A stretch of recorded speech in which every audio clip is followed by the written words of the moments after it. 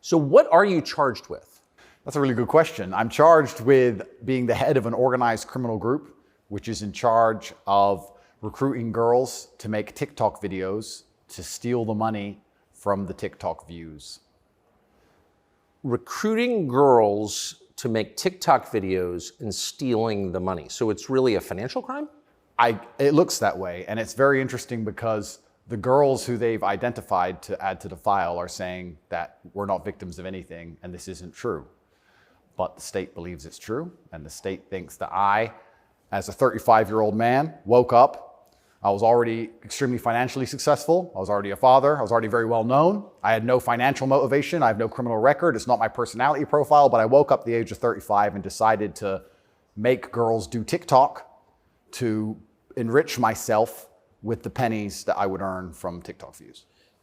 So in the United States, I think the belief is that you were charged with human trafficking. Yeah, that's human trafficking, because what you do is you force a girl to work against her will for financial gain. That's human trafficking. And their justification for this is that girls do TikTok. Some girls I know who they found who say they're not victims have TikTok accounts. How do you force someone to do TikTok videos? I guess the prosecutor is going to have to explain that, isn't he? It's a very interesting scenario I'm in, and I'm inside of Romania, so I have to show a degree of respect to the Romanian judicial system. And I have to show a degree of respect to the situation I'm in. But the overall charge is that there's an organized criminal group. There's a group of us. I'm the head of it. My brother is below me. And we use the lover boy method to convince women to do TikTok videos to make money so that we can steal the TikTok money.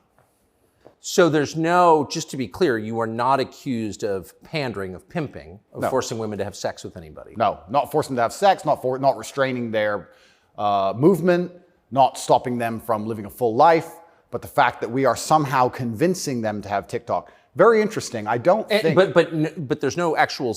I'm asking you this because I do think it's a widespread belief that you were accused of pimping. Yeah, no, that's nothing to do with any of this case. Absolutely nothing. And it's kind of scary because the crime in itself of human trafficking is a unique one because they can ignore the statement of the victim. So the girls have come forward and said, this is insane. You've just picked us because we're near Andrew and we're his friends. But the whole idea of the crime is they can say that she's brainwashed, right? She's under duress. So you can ignore her statement. State says she's a victim regardless of the fact that she says she's not a victim. So it's very interesting because the difference between sex and rape is consent, right? Right. But they remove all of that. They're like, nope, you're a victim. No matter what you say, we're deciding you're a victim. And they've chosen them. And of course, these girls do nothing pornographic. They've never had sex with anyone, nothing to do with that. So they've picked TikTok. So it's scary. Imagine you're a full-grown man anywhere in the world today. They can find two girls who have TikTok on their phone, which is every single female on the planet, and they can accuse you of forcing them to take the TikTok money, and even if the girls say they didn't do that, this isn't true, then you're still a human trafficker. But force, what does that consist of? Forcing someone to do something? Are they accusing you of using violence or? No, they're accusing me, and this is the thing, they're accusing me of using the lover boy method, coercing them by being nice. And by the way, these charges presumably are public, so... They're public, and this is extremely serious, but if you actually analyze the overall case against me, they're saying that Andrew and his brother, by being nice men, convinced girls to have TikTok accounts and then take the money. And it's very interesting because inside of the entire case file, there's not a single financial transaction to us for money. What are the penalties? They're extremely severe, 5 to 10 years in jail. And I've already served, coming up now, 7 months in a form of jail. They can only hold So you are essentially incarcerated right now? Absolutely, I'm on house arrest. And that counts as jail. You can only be held 6 months without charge. I was initially picked up, thrown in a cell without charge. And I think the intention of the entire investigation at that point was to find the crime because they had very, very weak evidence. They contacted 2,000 people who know me or knew me. They tried very hard to convince some female somewhere to come forward and say something bad about me. The media machine, which works hands in hands with the justice machine, as you know very well, did exactly that. In fact, they offered bribes effectively. They'd call up ex-girlfriends and say, if you have anything bad to say about Andrew, we can pay you $50,000 for the story. And they tried very hard. They didn't find any evidence of anything. They then released me on house arrest. And then 2 days before the legal limit in which they had to drop everything, they charged me with whatever they had from the beginning, which is very little. And now we have to wait for the Romanian judicial system to analyze the file and God willing, throw it away. How long did you spend in jail? I was in jail for 92 days in a Romanian jail cell. What was that like? It was certainly an interesting experience. I won't lie and say it was easy. It was certainly very difficult. The uncertainty of it. It's a very uncertain situation to be picked up on just before New Year's Eve and thrown in a cell without charge. And I'm asking different prison guards and different prisoners, how long am I going to be here? One person was like, I've been here 2 years. I was like, have you been charged? He goes, yeah, but I haven't gone to court yet. Like, everyone's been there for years. I thought I was going to be there for years. And it certainly takes a mental toll on you. And I think jail's a different experience when you know you're innocent. There was a guy in there for murder. He's like, yeah, I murdered someone, I'm in jail. You can your soul and your mind can accept the punishment for a crime. But when you've actually done nothing wrong, I think jail is a lot harder. Did you know why you were there? Not initially. So for about the first 2 weeks, I never actually got told in English what I was accused of because I was arrested on December 29th. There's New Year's. What were the circumstances of that? Yeah, December 29th, 5 a.m., the armed guards ran in this house. They spent all day searching the entire house. They were very interested in electronics, as most federal agencies are. And then they took me that evening and said, we're going to go and put you in jail for 24 hours. And after 24 hours, you see a judge, and the judge will decide if you stay in jail. And the judge decided I should stay in jail. What did you do? I mean, who'd you call? I had a lawyer, and my lawyer came and he said, we need to analyze the case file. We need to see what they have against you. You're being accused of human trafficking. I was like, human trafficking? That's insane. Who? When? What? I went to jail, and then I was given all this paper in Romanian. I don't speak Romanian, although I live here. And then I was waiting for the translation. So I think it's about 2 weeks before I finally got the papers in English to understand why I was in a jail cell. And then I really understood how insane the accusations were. What is human trafficking? Yeah, so the overall, my understanding of it, they're saying that human trafficking is when you convince a woman to do something she doesn't want to do for financial gain. And there's different methods you can do that. You can do that through force, and you can also do that through emotional coercion. I think most people, just speaking from the American perspective, most people believe that human trafficking is effectively slavery, selling human beings. That's what I believe as well. Absolutely. And this is the thing that's so interesting. When you finally end up the enemy of the matrix and they use the legal system as a weapon to punish you for having an opinion, you realize how subjective the law is, right? Because it can be a weapon. When you have something subjective, you can just pick and choose. So if they sit and say, human trafficking is a woman doing something for financial gain against her will via emotional coercion.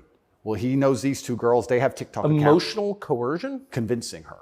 That's what I'm accused of, because they have no proof of me doing anything wrong. So they said, he's convinced these girls to do TikTok for money. The girls have said, this is not true. And the state is denying their statement, saying, no, you're brainwashed. It is true. And I went to jail. So how is the state, so the state is trying to coerce the women, so how is the state not committing human trafficking by the same definition? Well, absolutely. It's very interesting. It's very interesting that you can sit someone down and tell them they're a victim when they say they're not a victim. You're a victim of being coerced, and we're going to try to coerce you into conceding you were coerced.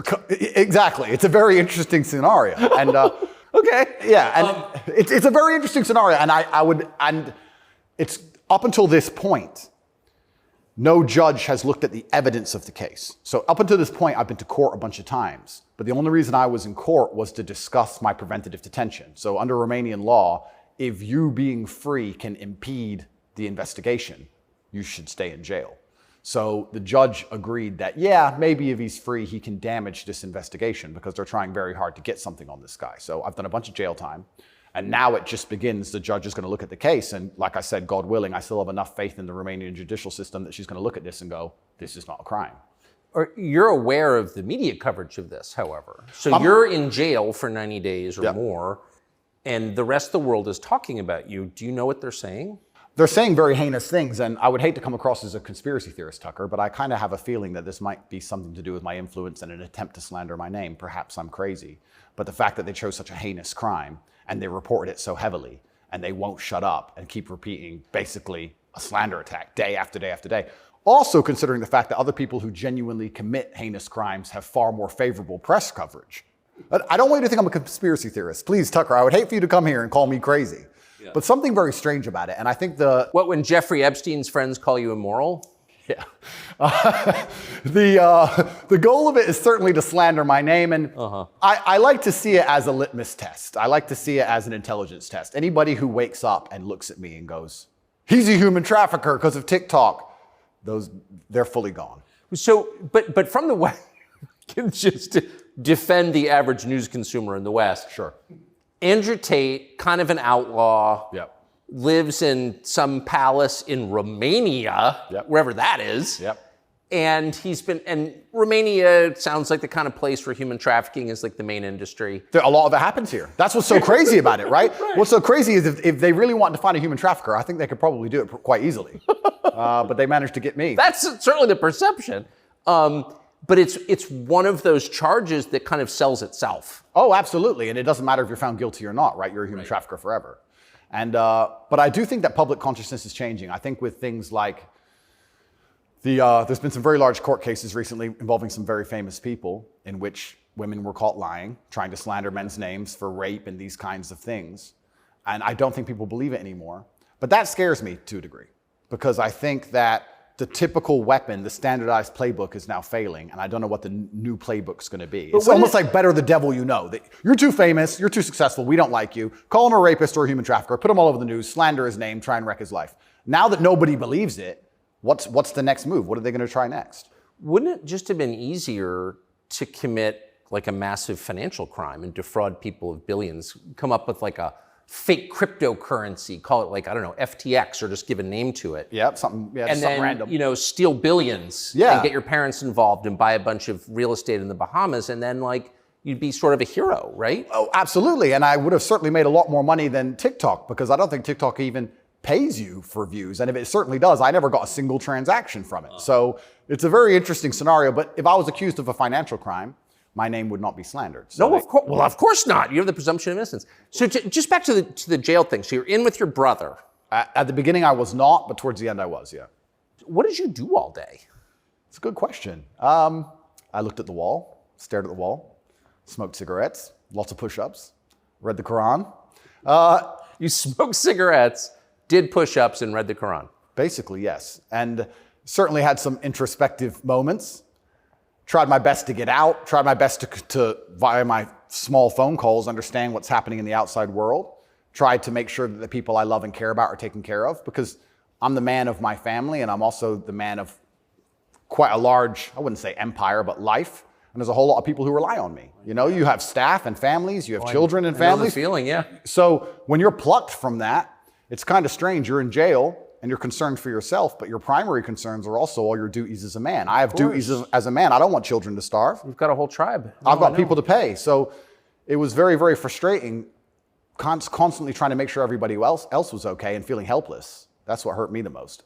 I was trying to make sure everybody I love and care about was fine, and I wasn't as powerful as I should have been. And that was very upsetting. And especially if they were going to keep me there for years, I was having serious concerns about how I can feed the people I love. Did you ever come to the edge at all? No. I certainly had some days I was less happy than others, but I made sure that my mindset was built in a way that I could always be doing something constructive. And also, I think you get what you give in life. And if I ever felt particularly sad on a day, I would try very hard to make other people happy, because if I made other people smile, I'd feel better. So even the dinner ladies or the prison guards, I'd try very hard just to make people smile. I know it sounds silly. Some of the prison guards were more open than others, but there was a couple prison guards who were ice cold, who didn't want to say a word to me, and were like, "Hey, bro, your hair looks amazing," and he just stare at me like he wants. Shut up. But I just try my best to cheer people up, to cheer myself up, and as a man, all you can do is just find the resolve to continue doing the best you can in the current circumstance. So, what were the other prisoners like? I don't want to insult Romania in any way, and I love this country, and I chose to live here. But if I had to describe it for the people, for an American audience to understand, I don't think Romania and a lot of these countries have the same kind of mental health setup or the mental health support that a lot of Western nations have. So you end up in jail. So I think there was a lot of mental health problems inside the jail. So it was very similar. It wasn't just a jail. There was also a lot of mental health problems in there, which adds a new complexity and a new dimension to the suffering, because there's just random screaming and there's suicide and it's certainly not a very nice place to be. Oh, so it's horrifying. Yeah, I don't want to go back.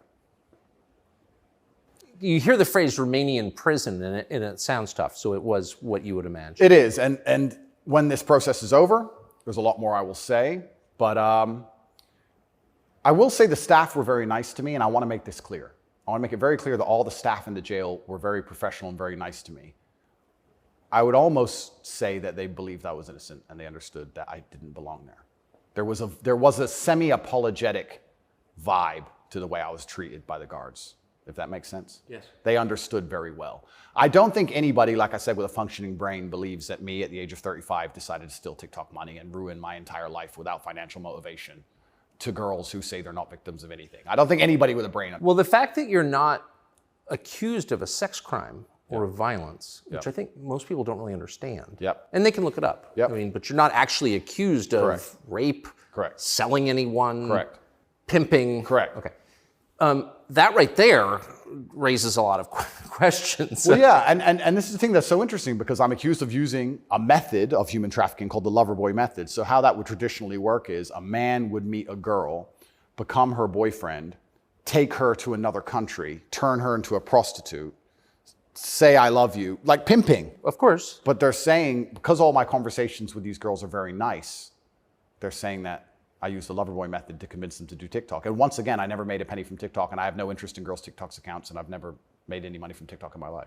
So that raises the question. So that right there, I think, I mean, we can let people assess. I'm not, an expert on the Romanian legal code, but that's kind of not the impression that most people have. Okay? And that's the media who have made that the media have tried very hard to do that. And if I had to estimate, I think that the overall intention was just to throw me in a cell, use the media machine to drum up something real. I think that's what the goal was. So, but what's and I believe that. It seems, obviously. Yeah. One thing, I've never been to Romania before, and one thing I'm struck by is the American presence here. Oh, it's massive. Fully understand that. So there are 3 NATO bases here now. They're bustling because of the war in Ukraine. Yep. One's on the Black Sea, right below Crimea. So this is strategically important, this country, to NATO. Absolutely. And so this is a lot less far away than I realized. It's much more American influenced. Oh, absolutely. Do you think that played a role? Yeah, well, I think, and I don't want to get this incorrect, I think it's the 2nd or 3rd biggest U.S. embassy in the world. The U.S. embassy here looks like a prison. It's huge. They've got a huge embassy here. And even during Ceausescu, during the communism days, Romania was an ally of the West, even during communism. Yes. So, yes. Ceausescu came to New York. Yes, that's right, yeah. So Romania and America have been very good friends for a very long time. I have to be careful what I say, but it's certainly very interesting what's happened to me. The American embassy were not particularly helpful, let's put it that way. They weren't very interested in me being locked up without charge. They didn't seem very interested in getting me out. But you're an American citizen. Absolutely. And so you're an American passport holder. Correct. So I think the average American believes, perhaps falsely, that if you're accused of a crime in a foreign country, particularly a less developed country like Romania, you go to the U.S. Embassy and someone takes an interest in your case just to make sure that your treatment falls within, accepted standards of justice. Yeah, they came to see me, but when I was asking them what they can actually do about all of this, they weren't particularly helpful. I don't want to peddle conspiracy theories, and I've heard a lot of information, etc. But I wouldn't say they sanctioned it. I don't know if they had to sanction it, but they weren't particularly interested in getting me out. But at least they came to see me more than once. I mean, they kind of pretended to care. The UK embassy didn't even pretend to care. The UK embassy was, I really think they enjoyed it. They didn't. And you're a British subject as well? Correct. And this is the kind of thing, and I want to say this here, that's kind of frustrating for me because Romania is my home now for 7 years, but I'm half British, half American originally. And when something like this happens to you, you have this longing for home. You kind of want to go home. When you end up in a jail in a country where, even though you've lived for a long time, you don't speak the language, you don't understand the legal system, going to court in a foreign language is far more intimidating than in your own language. I can imagine. You don't have a clue what's being said. You don't understand how anything works. And then you kind of have this longing for home, but I feel like my home countries hate me, and they hate me because of my message, which I believe to be a positive message. So you kind of have this strange feeling of homelessness, because it's like, well, if I go to the UK, I believe they're going to attack me the same. If I go to America, I believe they're going to attack me the same. So where do you go? It's kind of scary. Where do you go? It's a good question. We're going to have to see. How did you wind up here? I moved to Romania. I came to visit a long time ago. Before anybody ever visited Romania, I came to visit and I genuinely fell in love with the place. It truly is a fantastic country. I love nature, as amazing nature. It's a very safe place. It has this reputation of being dangerous. It's not dangerous. It's very safe. The people are very good. The people are very conservative traditionally. It's almost like America was 20, 30 years ago. It's gorgeous. They have a bunch of nice restaurants and plenty of things to do, and I've never had a problem here in any way. Never had any issue with the law or with the other side, criminals, nothing, until this came out of nowhere. So it's been very strange. So what is it about your message, do you think, that infuriates certain people? Well, my message is traditional masculinity. My message is to stand up and say what you mean and mean what you say. And even going to the gym nowadays is an act of defiance, because when you have a man who's built with any degree of principle, you say no to things. And I think if I have to analyze my message and why I'm so disliked by the people who dislike me, it's not the things I'm saying, it's the fact that if you adhere to my principles and you adhere to the things I say, you end up being the kind of person who will resist certain ideas. You say no. What kind of man never says no? Name a man who never says no. Men say no, right? Men wake up and say, no, I don't think that should be done this way. No, my children will not be taught that. It's no. the father's primary job. Absolutely. So when you say to men, listen, you're allowed to have an opinion. You're allowed to have standards. You're allowed to have boundaries and barriers. You're allowed to get up and become important and work hard and try hard and become the kind of man who can't be controlled. Then you're seen as an enemy. And especially with the massive influence I've gained, I think they look at me and go, he's helping men resist the slave programming. We don't need him around. We need to empty their brains so we can inject the slave programming and convince men to be eunuchs. Because once you're eunuched, then you're not a threat. I think I buy that. Because your message, I'm not the world's expert on your message, but I've seen a lot of it, and it's not explicitly political, actually. No, it's not political at all. And their original attack before this Matrix attack is they weaponized virtue, which is what they usually do. There's no genuine virtue inside of these people. They weaponize virtue. They find a virtue, and they turn it into a bullet, and they shoot at you. I'm sure you know very well. Yeah, I've heard. Yeah. I was a misogynist for the longest time just for saying that men should have standards. If you tell a man he can have standards in a relationship in any way, you're a misogynist. It's actually very interesting because what does that mean to have standards in a relationship? But this is the thing that's so interesting about it, because they've gendered the argument when I never did. I said as a man, you shouldn't have a girlfriend who is a liar and a cheater, and you also shouldn't have male friends who are liars and cheaters. You shouldn't be around dishonest people, yes, male or female. Amen. And they gendered it and said, he's a misogynist. He's saying that men should only act this way with women, etc. I said that men should have standards, and you should have protocols that you're prepared to accept, and you should have hard parameters. And if a woman doesn't want to adhere to those parameters, that's her decision, and it's her prerogative, but you don't have to stay with her. Why should you? What's wrong with that? Well, that's teaching men to say no. They don't want men to say no. So are you arguing that it's better to be with a virtuous woman? I think so, yes. I know that's crazy. No, I'm serious. I mean, that seems I like am, Tucker. I don't want to. That seems like good advice. I don't want to come across as extreme. But yes, I am. And what's actually funny is I really believe most of the things I'm saying were accepted by absolutely everybody 15 years ago, 10 years ago. And now it's public enemy number one. And it's because of the mass influence I have. At one point, I became the most Googled man on earth. At one point.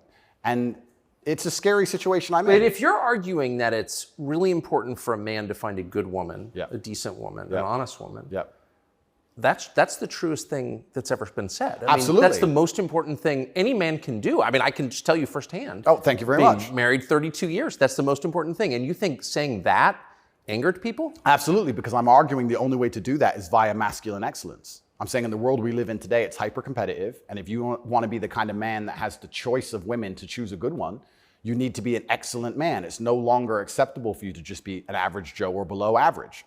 You have to get up and you have to work hard and you have to be smart and interesting and you have to be charismatic and make some money and be in good shape and you have to try very hard. And unfortunately for them, if you follow that path as a man and you become successful in those realms, you end up being the kind of person who resists enslavement. You become the kind of person who wakes up and says, no, I don't believe in that. That doesn't make sense to me. I can't imagine a better message than that. If you want a good society. So then you have to argue and sit and say, do these people want a happy, functioning society or do they want something else? What do you think? I think that I would never kill myself. And I also... Just throwing that out there? And I also think that when you want to conquer a society, you kill the military-age males. That's what you do. That's the first thing they've ever done. They walk in and all the men have to have their throats cut. They can't perhaps do that, but they can certainly cut your balls off, and then you can't resist. And I think there's certainly a movement to ensure that there's very little resistance left inside of the number one demographic, which is required to resist oppression, which are military-age males. And they don't want those kind of people waking up with any kind of self-respect or standards, or to say, no, I don't accept this. I do not need a 9th injection.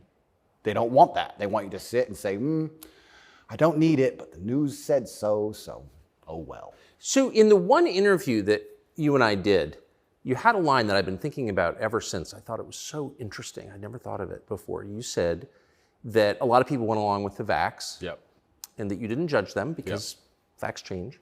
But now that we know that a lot of what we were told was wrong and some of it was a lie, it is a requirement of your own dignity, of your own self-respect to say so. Completely. And people should apologize. I really do believe. And I have nothing against the people who fell for the propaganda, fell for the programming, and took the vaccine. Yes, I agree. Fine. But you should wake up and say, I was fooled. I've learned my lesson. I will not be fooled again. But if you were fooled by the MSM and took the injection, and you continue to be fooled, and you've not self-reflected, and you've not realized that they lied to you the entire way, and you now believe the new bunch of lies that are all over the television, then there's something wrong with you. Or you don't care that you were lied to. You don't care that you were lied to, because I think a lot of this is actually genuinely cowardice. I think it's a very easy worldview. The life is easier if you accept the news tells the truth. Yes. Everything they want me to believe is true. Everything's nice and simple. Good guys, bad guys, doop-de-doop-de-doo. And if you want to actually wake up, it takes a degree of bravery, because then you have to destroy your entire worldview, everything you've ever understood and everything you're told, and you have to really look at the world and go, oh, this is a mess. And that takes bravery. And once again, that's why they don't want men to be brave. They want you to sit there and go, oh, it's easier if just, CNN said, so it must be true. And it's cowardice. And they're trying to instill cowardice in all of us. That's what they're trying very hard to do. And I think even just me as a person, the people who hate me, my detractors who dislike me so much, even if I say nothing, I just turn up, big, bald, strong, fast car. It's just me. I'm like the enemy to them, because I symbolize men who don't comply. And not don't comply in a negative law-breaking way, but don't comply if we don't agree with that or we don't see common sense in that, we're going to politely decline. And that's simply not allowed. What's it like to have the prospect of prison hanging over you? I think that I like to believe that this is a test from God. I like to believe that if you become the most Googled man in the world for saying that you have mental resilience, that God is going to make sure you don't have that degree of fame without testing you. I like to believe that God comes along and says, yes, I've allowed you to become the top G. We're going to see if you really are the top G. I believe that's how the world works. It's certainly intimidating, especially knowing you're completely innocent. But I believe it's a test, and I believe it's my job to pass the test for my ancestors and for people watching over me and for God. And I think I have to do the absolute best I can possibly do in the scenario and the circumstance, regardless of whether I win or lose. I still believe I'm going to win because I've seen the case file and I've seen that no laws have been broken. But even in the very unfortunate circumstance that this matrix attack goes deep enough to throw me into a jail cell, I think I should handle it like a man. I think I should stay and finish the process, and I should walk with my head held high and suffer as much as I need to suffer to stick by my convictions and know that I'm an innocent person. And I refuse to break. I refuse to cry. I refuse to be depressed about it. I'm going to wake up and I'm going to smile regardless. And regardless of what happens to me, I want everyone to know that, one, I would never kill myself. And two, I think that as a man, there's always going to be a degree of pain and suffering in your journey. I don't think you're ever going to become a successful man or be good at being a man without pain and suffering. And there's many times in my life where something terrible happened to me, and at the time, if I could change it, I would have. But retrospectively, you kind of look back and go, you know what, that was formulative for me. That's right. That is what God decided I needed to become who I became. So all of the pain and all the suffering I've ever gone through in my life ended up, in the end, building me into the person I am, and I'm proud of who I am. So if God decides I need to go back to a Romanian dungeon for however many days, then all I can do is accept it and accept his plan and accept that it's going to make me a better person and so deal with you it. see the hand of God in your life? Absolutely. I think that he is the best of planners. And like I said, if you retrospectively analyze all the times in life you wish you could have changed things, yes, he knew better. And I'm going to have to accept that. When did you conclude that? I guess I always kind of knew. I was atheistic for a while when I was younger. But as you get older, you start to look at the world and understand that the thing for me was actually, I guess, a scientific principle. It was Newton's law of equal and opposite force. If there is evil in the world, and I'd like to think we both agree there certainly is, Yes. there has to be an equal and opposite force, which is good. And I would like to think of that as God. Even the idea of God as a notion, even just as a concept, if that idea of God resists evil, then God is real. If you have two islands, you have two people, let's say a ship crashes, and you have two people who swim to two different islands, and one island they're atheists, savages, and they rip you apart. And the other island, you get there and they believe in God and they believe they're not allowed to kill you. Even just their idea of God, God saved your life. So I think even just the concept of God in and of itself, if enough people believe and it makes them do good, then God must be true. And that's the equal and opposite force to the evil of the world.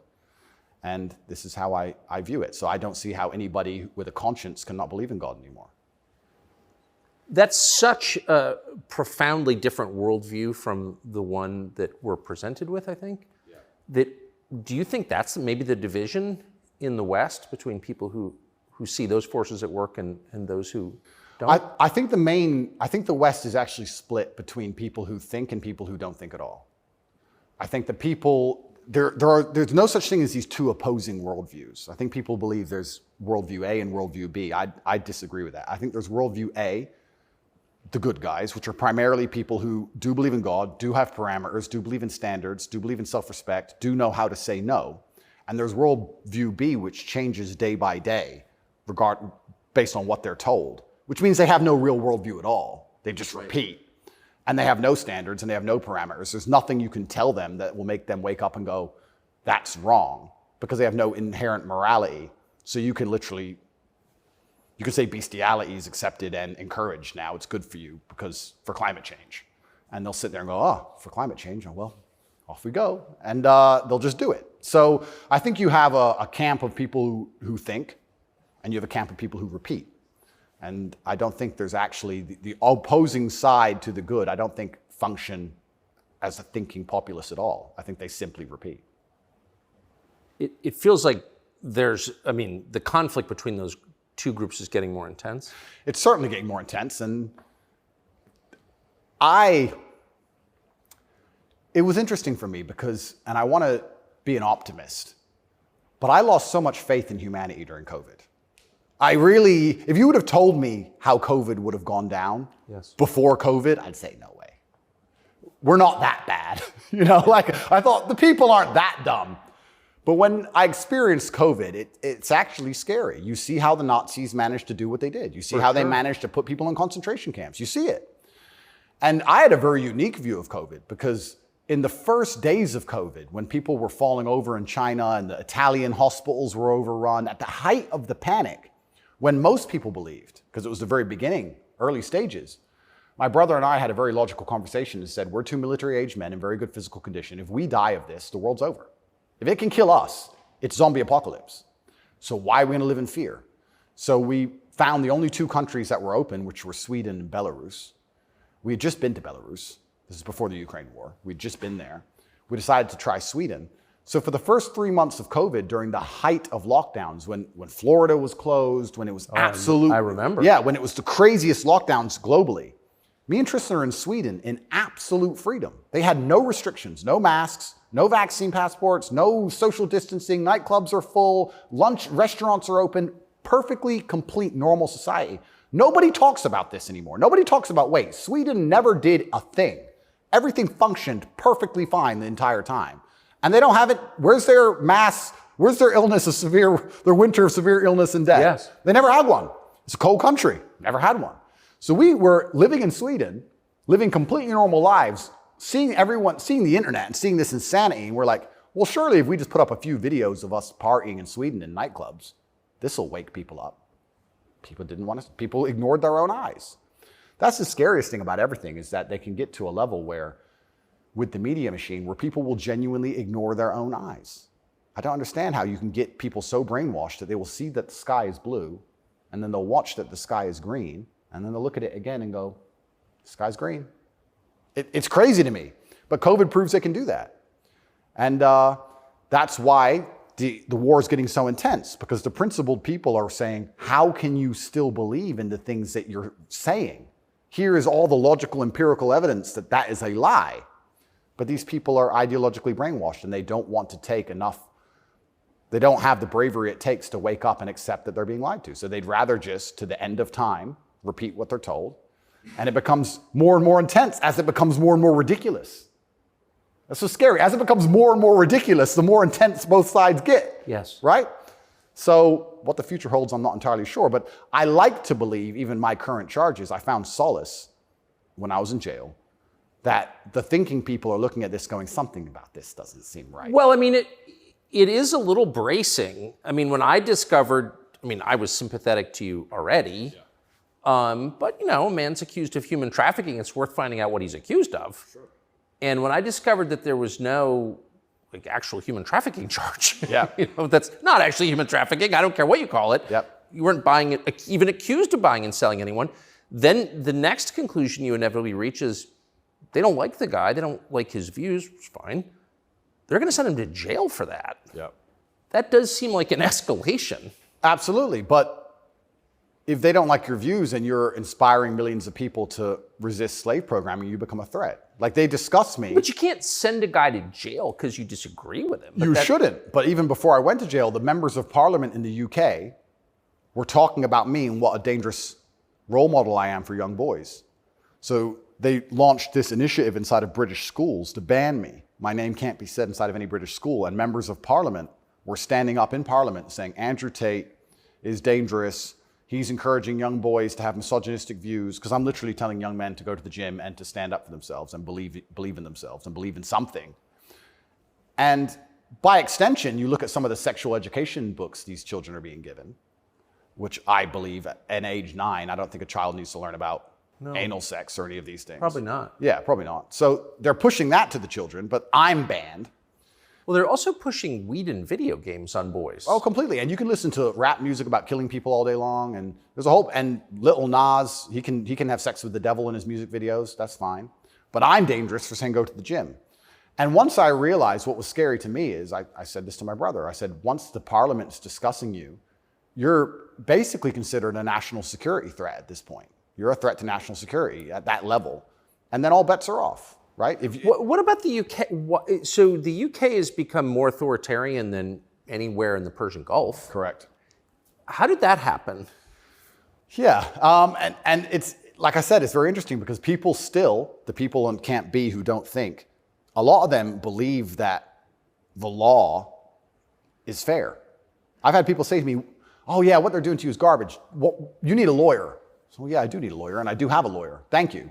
But it's not that simple, unfortunately. The law is very subjective.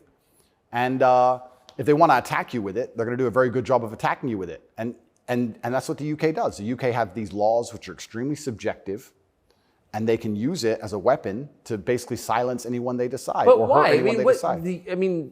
England is the birthplace of free speech, Completely. of habeas corpus, of kind of framework of liberal democracy that we thought we believed in. Yep.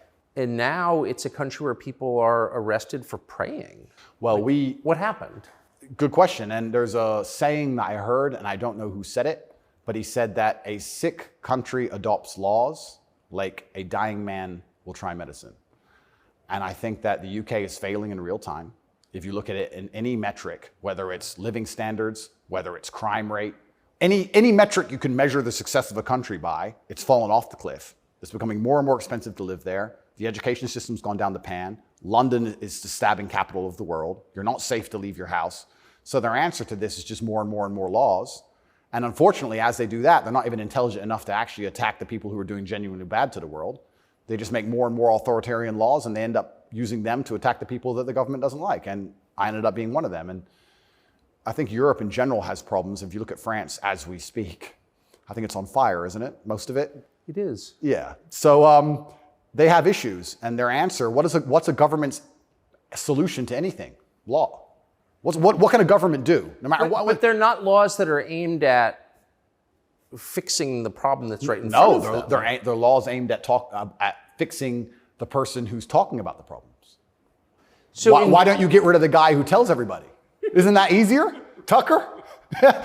Why fix any of this? If we just shut him up, They won't know. No, but that's like responding to a heat wave by breaking your thermometer. Completely right. That's, It's like, that's the plan. insane. Plan one is to break the thermometer. We might deal with the heat wave a bit later. But Get air conditioning. No, let's break the thermometer. for now, there's too many people talking about the heat wave. So let's just break that.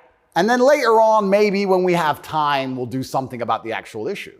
It does seem like a lot of this is an effort not to talk about the real thing in Europe anyway, which is migration. Yep. And the UK, formerly known as England, and France have both been completely changed by people from other countries. Yep. And who I'm sure have added good things too. I mean, I'm not, you know, but they've changed them. And in general, they're not better countries. And like, why can't anyone admit that? But this is what's really interesting to me about what's happening, because we're talking about masculinity and men who say no and men who stand up. But there has to be balance, right? Yeah. Everywhere in the world, there has to be power balances. If there's not a balance in power, there's going to be a vacuum, and that's going to be filled. If you neuter the native population of men, if you destroy their mentality to resist, if you tell them that every single thing about them masculine is wrong, and you basically feminize and unicate them, turn them into eunuchs, and then you import high testosterone men from the third world who don't believe any of this garbage, who grew up in a society where they understand the only way to succeed is to be a fearsome predator to a degree. What do you think is going to happen? Like, who's supposed to protect the sanctity of these nations and these settlements and these towns and villages? The police? No. In general, I would argue that it's the masculine essence that can be detected by the people who arrive. I guarantee if you were to put a bunch of these migrants in Sarajevo or Moscow, they'd behave themselves. Oh, yeah. I have a feeling they'd just look around and go, not today. But when you neuter the native populace, then it's like, well, there's a power vacuum. And when there's a power vacuum, what do we expect to happen? So that's what are the French going to do about it? What's your average Englishman going to do about it? Nothing. And that's the thing. And that makes you wonder, is this purposeful? Like, why these two actions of neutering the native populace and importing these high testosterone third worlders are so at odds with each other. Is this purposeful? I'm not sure, but has anyone considered this? So yeah, it's interesting because you talk about these are huge and intentional trends, and I mean they're historically transformative trends. They're a big deal. And so they're probably not happening by accident, right? There's got to be some intent. How could there not be? That's right. And how do they expect all of this to end? And this is exactly what's happening with migration. The problem with migration specifically is that there's no native masculine populace to enforce any degree of culture or boundary or parameter. And like I said, I would argue the point, and I've been to Sarajevo and I've been to Moscow, I've been to these places and I've seen there's a whole bunch of migration and everybody seems to just behave a little bit differently. And I think that's because people understand. That men live here? That men live here. Yeah. If you turn up in someone's house and their house is pristine, you're probably going to take your cup and you're going to go put it in the kitchen. But if you turn up in somebody's house and it's a fucking mess, and nobody respects the house and nobody cares, and the man is drugged out of his mind, half asleep on the couch, what are you going to do with your cup? You're going to leave it there. You don't give a shit.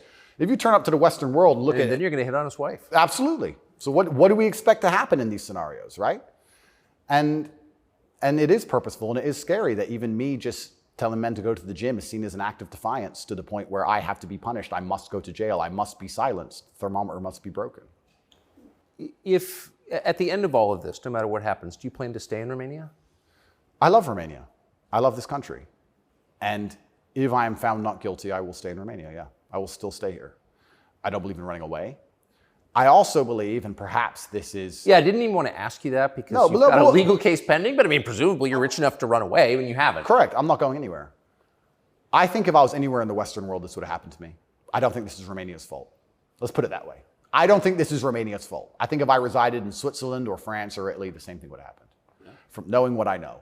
I think it was going to happen to me regardless. And I think I do have a large amount of sympathy, especially amongst the Romanian population. I get thousands of messages a day from Romanians apologizing to me. Yeah. I think the people here actually like me. My waiter at lunch yesterday is one of them. He wanted you to know, yeah. Oh, amazing. This is what I mean. Everyone understands what's happening. My problem is not with Romania. I don't hold any personal grudges against Romania. I think that this Matrix attack was going to come to me. Basically. What is the Matrix? Good question. I guess some Americans call it the deep state, but I like to look at it in a more global way. When I say the Matrix, I think there are certain agendas which are being pushed, I think the media machine and the judicial systems of the world work together hand in hand. I think the goal is to control people's minds to a point where they don't discuss anything that's important. The reason I use The Matrix is because I've watched that movie a few times and it has so many similarities to the... Have you seen the movie? No. You've never seen the movie The Matrix? No, I don't watch any movie. Tucker. I don't want to talk about it on camera. No, I'm very dyslexic and it's hard for me to watch video. Got it. Honestly. Understood. But there's so many similarities, and the basic premise is that humans' minds are controlled and put inside of a false reality so that their body heat can be manifested for the machines. And I don't think it's much different to reality. Our minds are controlled. We're put in a false version of reality. We're told things that aren't true. We're arguing over things that don't matter. We're observing a false version of events. And the goal of it is just to distract us long enough for our bodies to be used for the machines, to soulless. And I think it's pretty similar, striking similarities. And even then, there's a bunch of other similarities which are difficult for me to explain. You haven't watched the movie, but there are agents inside of the Matrix, and the idea of the agent, the purpose of the agent is to make sure that nobody understands how the Matrix really works and to wake anybody's mind up. They want to keep you asleep. And any person can become an agent at any time. If they're not unplugged, if their mind is not free, they can become an agent, and their job is to keep you asleep. And you see agents all the time. COVID awoken me to agents. When I would sit and talk to somebody and they seemed perfectly rational and normal, until I mentioned COVID, and then they'd fully change. No, it's dangerous. No, what do you mean? What do you mean? Are you crazy? My grandma got sick. And they became an agent instantly and started repeating the news to me. And I was like, your grandma got sick. How old is she? 97? Interesting. Oh, I better lock myself in my house then. Dumbass. So agents exist and the Matrix exists, and I think most people's version of the world is a false one. The idea and the world that most people have in their mind and how society functions and how all these things function, I genuinely believe is completely false. I think they've all been lied to. I don't think anybody understands how any of the world works. And I try and use some very simple, very simple analogies to wake people up. I said to one of my friends once, I said, if me and you could play video games for $10,000 and you could cheat, would you cheat? He goes, well, no. I was like, if I was whooping your ass and it was 10 grand a game and you could cheat, would you cheat? He goes, yeah. I was like, all right, so you accept that people cheat to win in a video game for a menial amount of money. You think they're not going to cheat for something that matters? Yeah. I think this they're not going to cheat for something important? You understand what I'm saying? Oh, yeah. Yeah. So, how about to get the most important job in the world, President of the United States? I would never kill myself. I mean, people kill each other over insurance fraud. You don't think, right? Yeah. Yeah. So when you actually understand how the world really works, what was really interesting? I remember there was this big military coup in, was it Myanmar or Burma? One of these, there was a big military coup like a year ago or something. And nobody really cared. They mentioned it on the news a little bit. And I looked at it and I looked into it. And they were talking about how the two political parties were almost 50-50, and then in the 90s, something changed, and now one political party just smokes the other one, and the military took over to restore democracy and all this stuff. It was very interesting, the voting machines they used. Really interesting, something to look into. A lot of countries like that. Philippines, also true. Why do you think support for the war in Ukraine, support for Ukraine's side in the war against Russia, support for a war against Russia in the West, is kind of the bottom line issue for the people who run the US government and for the American media? Why? I mean, I guess you could argue about it, but there isn't an argument about it in the United States. There's a position, and anyone who doesn't hold it is attacked and punished. Why? Why is that so important? Well, the first thing I think we should all do is I think we should all give Putin credit for curing COVID, right? Because when his invasion happened, COVID went away. So I thought about that. Think about it. It's almost to the day. So we have to give him some credit at least for doing that. He may be the bad guy of the world, but at least he cured COVID for everybody, nearly instantly. Fair. Thank you, President Putin. I, up until this point, never really commented too heavily on politics. Yes. But I understand very well, I like to believe what's happening with Ukraine and Russia. And what I will say to the people who are watching this at home is that if you are naive enough to believe that there are good guys and bad guys in wars, and it's as simple as good and bad, and that the bad guys are crazy and the good guys want freedom, then you need to do a little bit more investigation into what's really happening. And when you look at the vested interest of any country or any person. Can I just ask you to pause and just comment? That's the truest thing, what you just said. That is and anyone who doesn't understand that should shut the fuck up. And I mean it, having seen war. Anyone who's telling you that it's Churchill versus Hitler is an idiot. Well, I'll give you an example. When my father was still alive, Excuse me. Yeah, no, it's true. When my father was still alive, my father died 6 or 7 years ago. I was a lot younger. The war in Afghanistan was going on. He died 6 or 7 years ago. How old was he? 56. Oh gosh. Yeah, he died. But the war in Afghanistan was going on. And I remember asking my dad, saying, why do the Taliban even fight and resist the American war machine? They don't stand a chance. Like, why are these terrorists even fighting against the American war machine? And my dad said, they're fighting for their way of life. They want their wife, and they want their children, and they want their society and their language, and they don't want pride flags, and they don't want American bullshit, and they don't want to be told what to do. And they're fighting to be a culture and be a people which is independent in and of itself. Like, they're not the bad guys you think they are. They're people who are like, why are you here? What do you want? We don't agree with that. That's against our holy book. Fuck off. Right? So even there's no such thing as good and bad in any war. And people. Who is your father? My father was a chess master. He worked for the CIA when he was a linguist for the CIA, and then he was American. He was discharged, and for a story I won't tell, but he was a chess master, and it's very interesting. I encourage people to look at his Twitter. He still has Twitter at Tate Terrific, and everything he was talking about 11 years ago is so important now. 11 years ago, no one cared about. We had the Donbass in 2014. People cared. Yes. People cared a bit. But he predicted the future. You want to see how chess players can see the future? Read his Twitter. Everything from LGBTQ, why they need your kids because they can't have their own, to the war that's coming and how Europe's going to have an energy crisis, to the letter. It's all on his Twitter. It's amazing to read. It's like you could tell the future. 10 years ago, no one talked about any of this stuff. Did he live in the U.S.? Yes. Yeah, he lived in America. Fascinating. Yeah, it's crazy. But he was telling me about a lot of this stuff even when I was a lot younger. And as we said, there's no good guys and bad guys. But when you have a vested interest in something, I think that people are relatively simple. You're talking about why the American government has such a vested interest in this war. Which is not good for America. Which is not good for America. So we can say it's for money or we can say it's for power. What else would it be for? Is it really for freedom and democracy? Well, I think that's already been destroyed by Zelensky, hasn't it? So yes. What is it for if it's not for money and power? And then you say, well, who's the money and the power going to? These are logical conversations. It's a very logical thought process. I agree. Wouldn't it be interesting to say, okay, I woke up, I'm an American. I would never kill myself. I woke up, I'm an American. Why does America care? Well, I guess it's for money or power. There's no other reason. Okay, well, America wants to be a rich, powerful country. That's fine. Is the money and power going to America, or is it going to a select few individuals? Are those select individuals interested in me and my life? Do they care about benefiting me? Do I need to support the power grab of these select few individuals? Is that going to be a smart move for me to make, for me to have the best possible human experience? This is a very logical thought process. Yes. People don't seem to think anymore. They believe that there's a good guy and there's a bad guy, and one team's completely good and one team's completely bad. One team's crazy. They often use the word crazy because to be completely bad, you have to be crazy, right? So you're crazy. He's crazy, just for no reason. Reasonless. It's insanity. I don't know if you saw Lukashenko with the BBC. Did you ever see that interview? No. Oh, brother. Please watch it.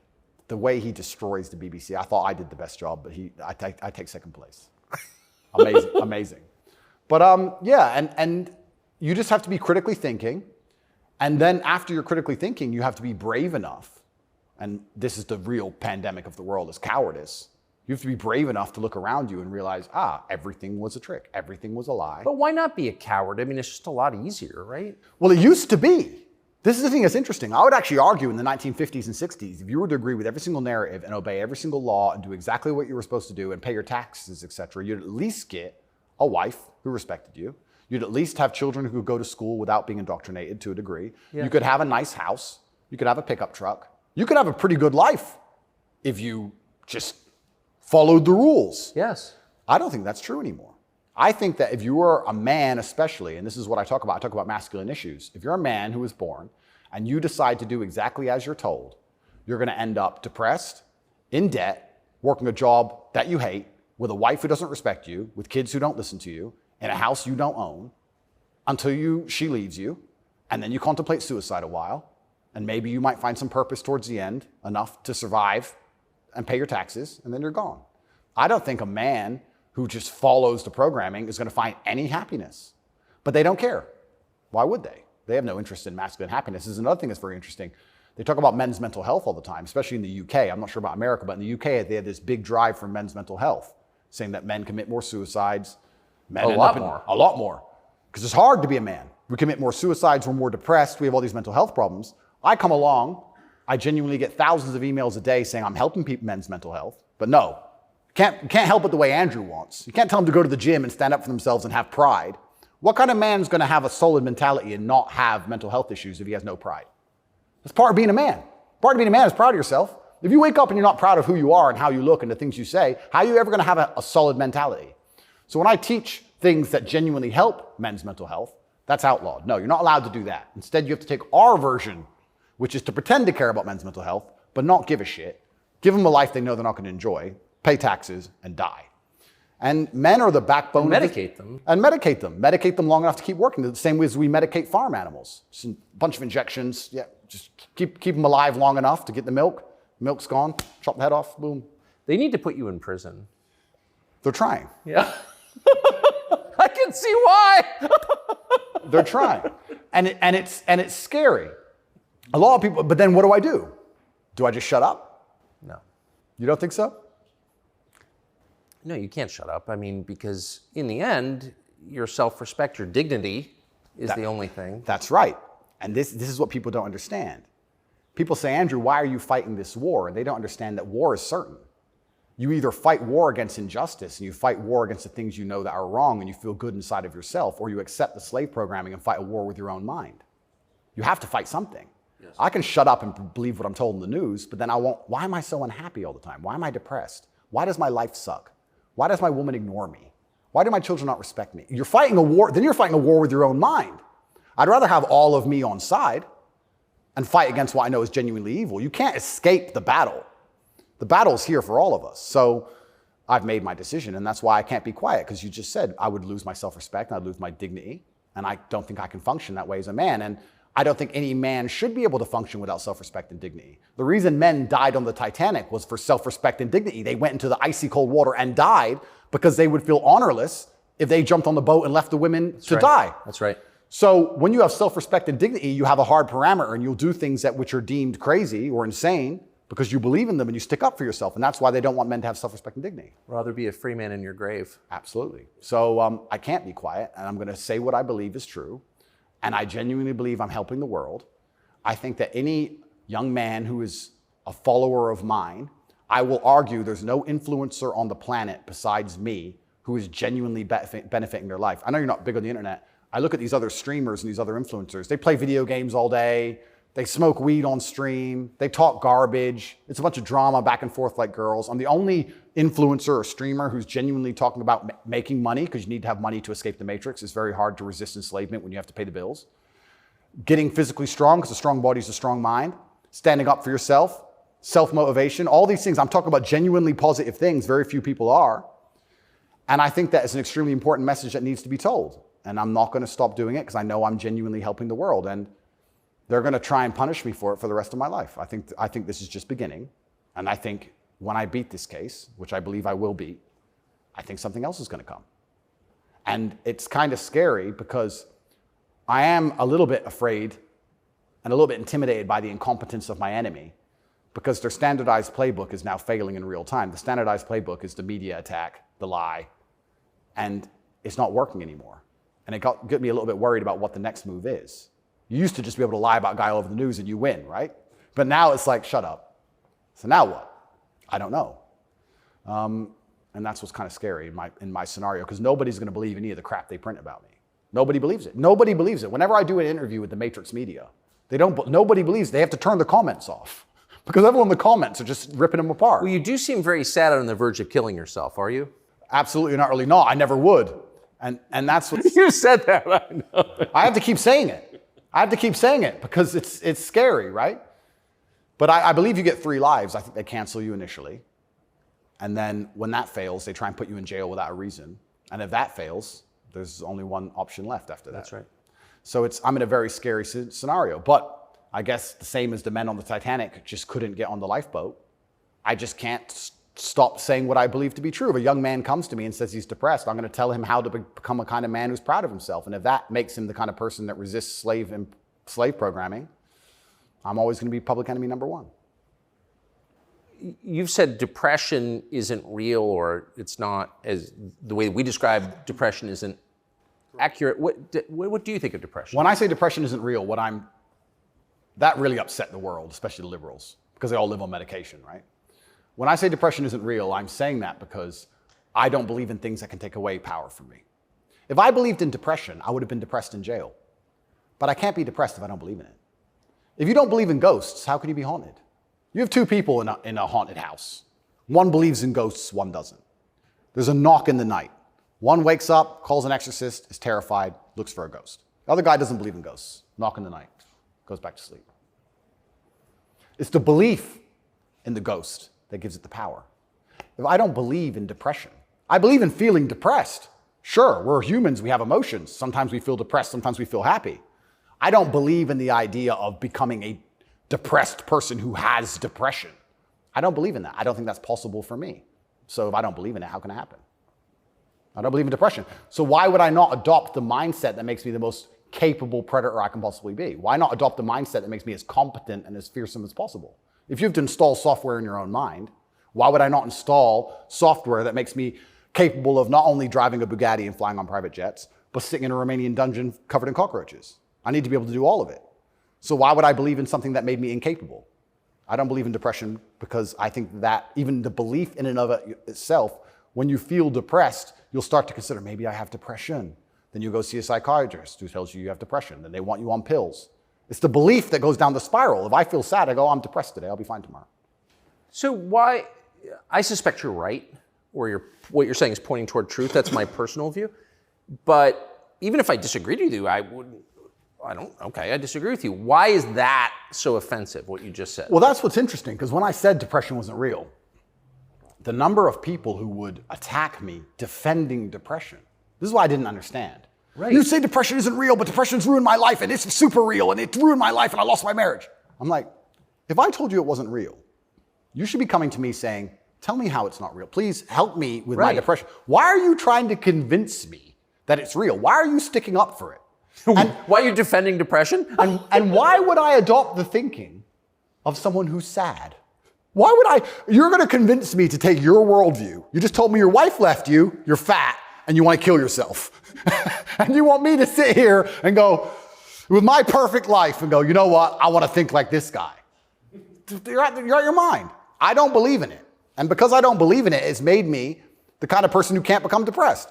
And the reason they don't like me attacking that is because depression is a fantastic way to subdue a population, right? If everybody's depressed, it's hard to have a revolution. You're depressed.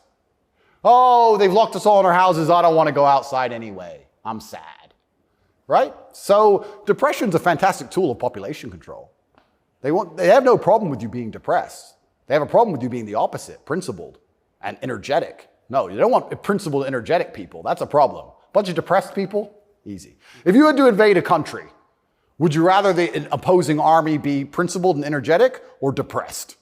I'll tell you, I would not want to be invaded by a cheerful army. Absolutely. That's scary. They're having too much fun, right? You want them all to be depressed. So a morose army is easier to defeat. I agree. Absolutely.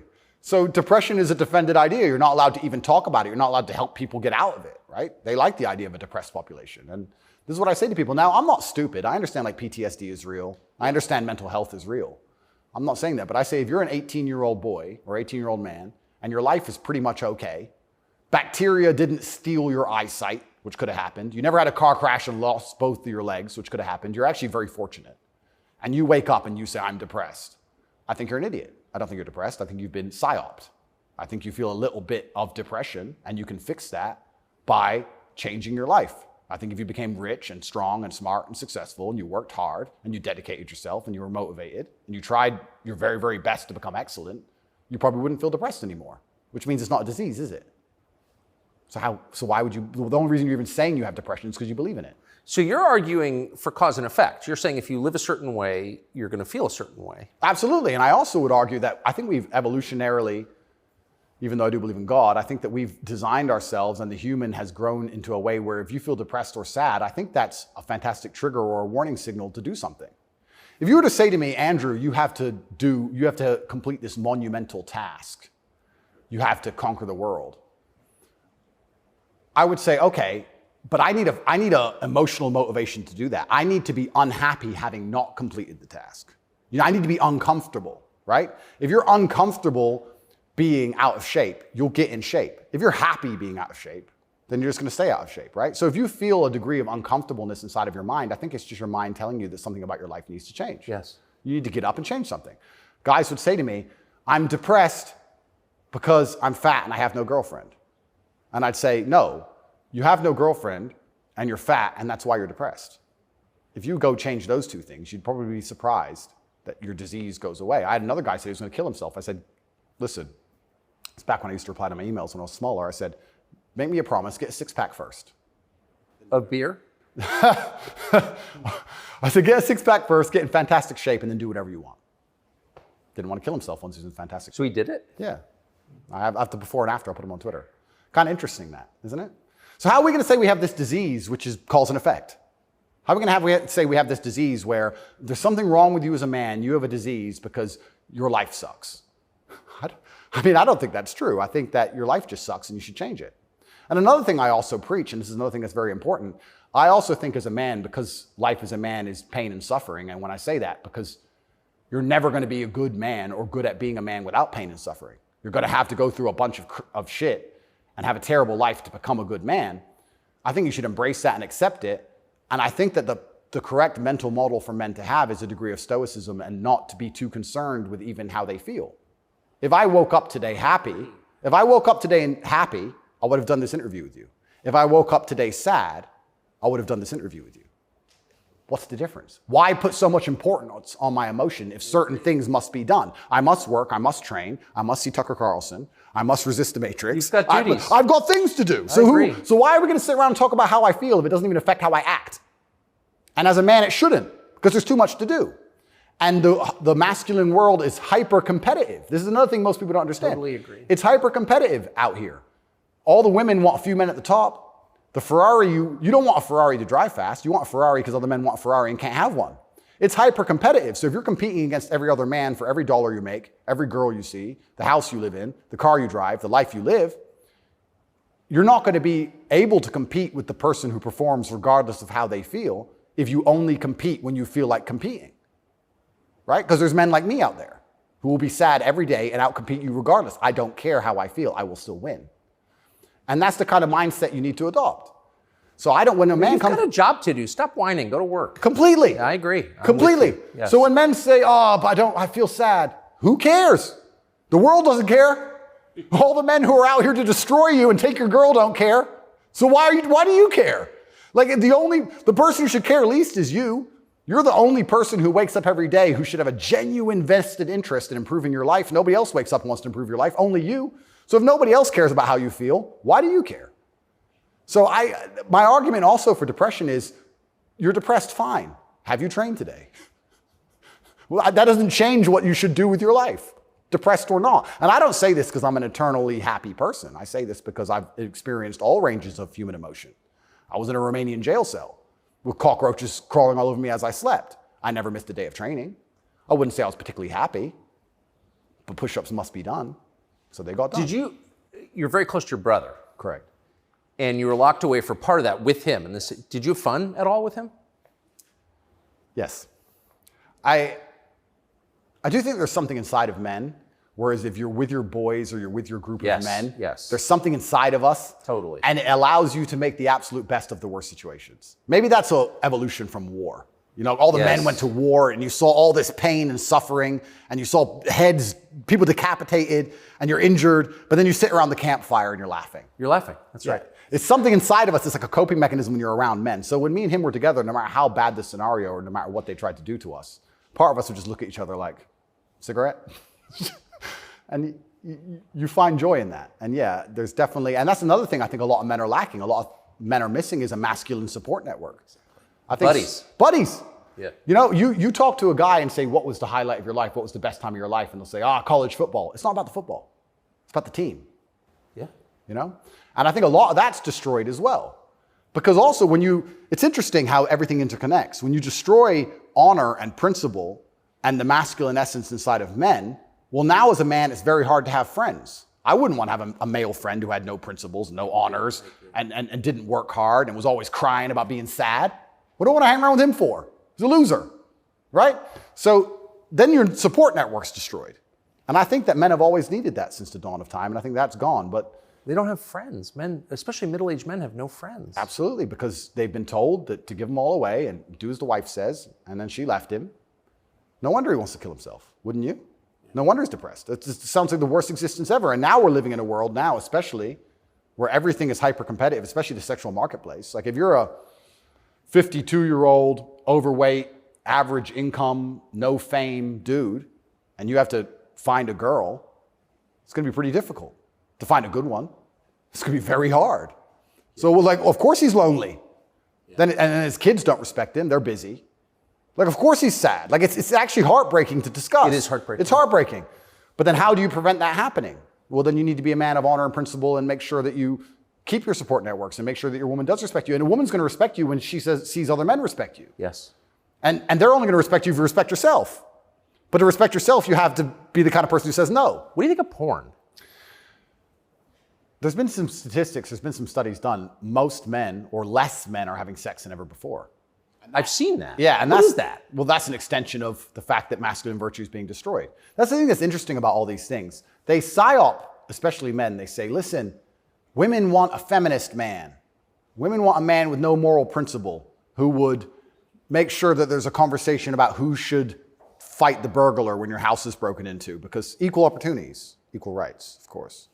Don't presume just because you're a man that you should defend her physically. Of course not. That makes you a bigot and a misogynist. So they convince men to adopt these virtues in ways. And of course, women, by and large, dislike them for it.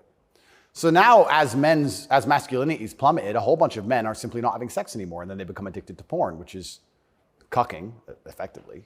I mean, two people are having sex and you're just watching it. and it's become Good point! I mean, and it's become a pandemic, right? So men are replacing genuine sexual relationships with just the computer screen and porn. And it's becoming a very, very big problem. And that's also exasperated by the fact that I think the sexual marketplace has become globalized. This is the thing I say to young men. A lot of men come to me with problems, and my only answer to them is masculine excellence.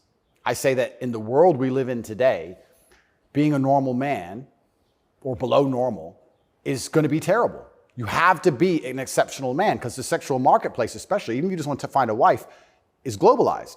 In 1955, if you met the hot girl in the Nebraskan town, she was the hot girl in the Nebraskan town. If you meet her today, she's being offered to go to Courchevel and go skiing in France, and she's being offered to fly to Dubai. And there's millionaires who can just fly her anywhere and give her anything she wants. And who are you? Right? It's getting harder and harder as a man to even find the most basic human function of reproduction. Even to just find a woman you can reproduce with, it's becoming more and more difficult.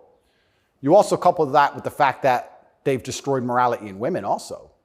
So when you destroy the morality in men and you destroy how a man should act, and then you destroy how a woman should act, you're both going in the opposite direction. Most women out there are very happy to share a man who's just rich and famous, and they don't care.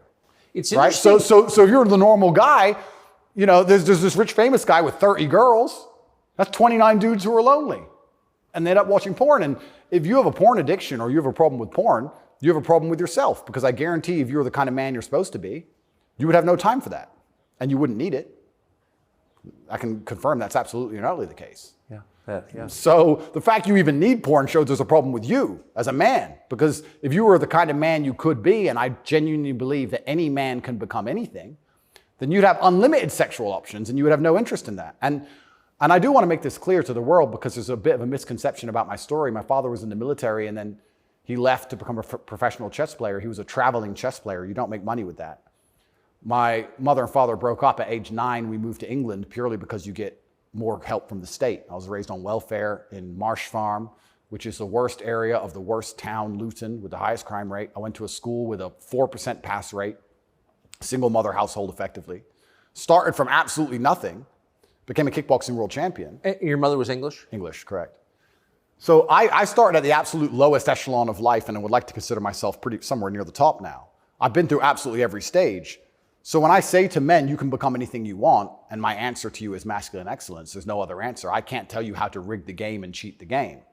If we're all racing a race and I have a Ferrari and you have a Nissan, I mean, sure, you can get a bit better at driving, but you're probably going to lose.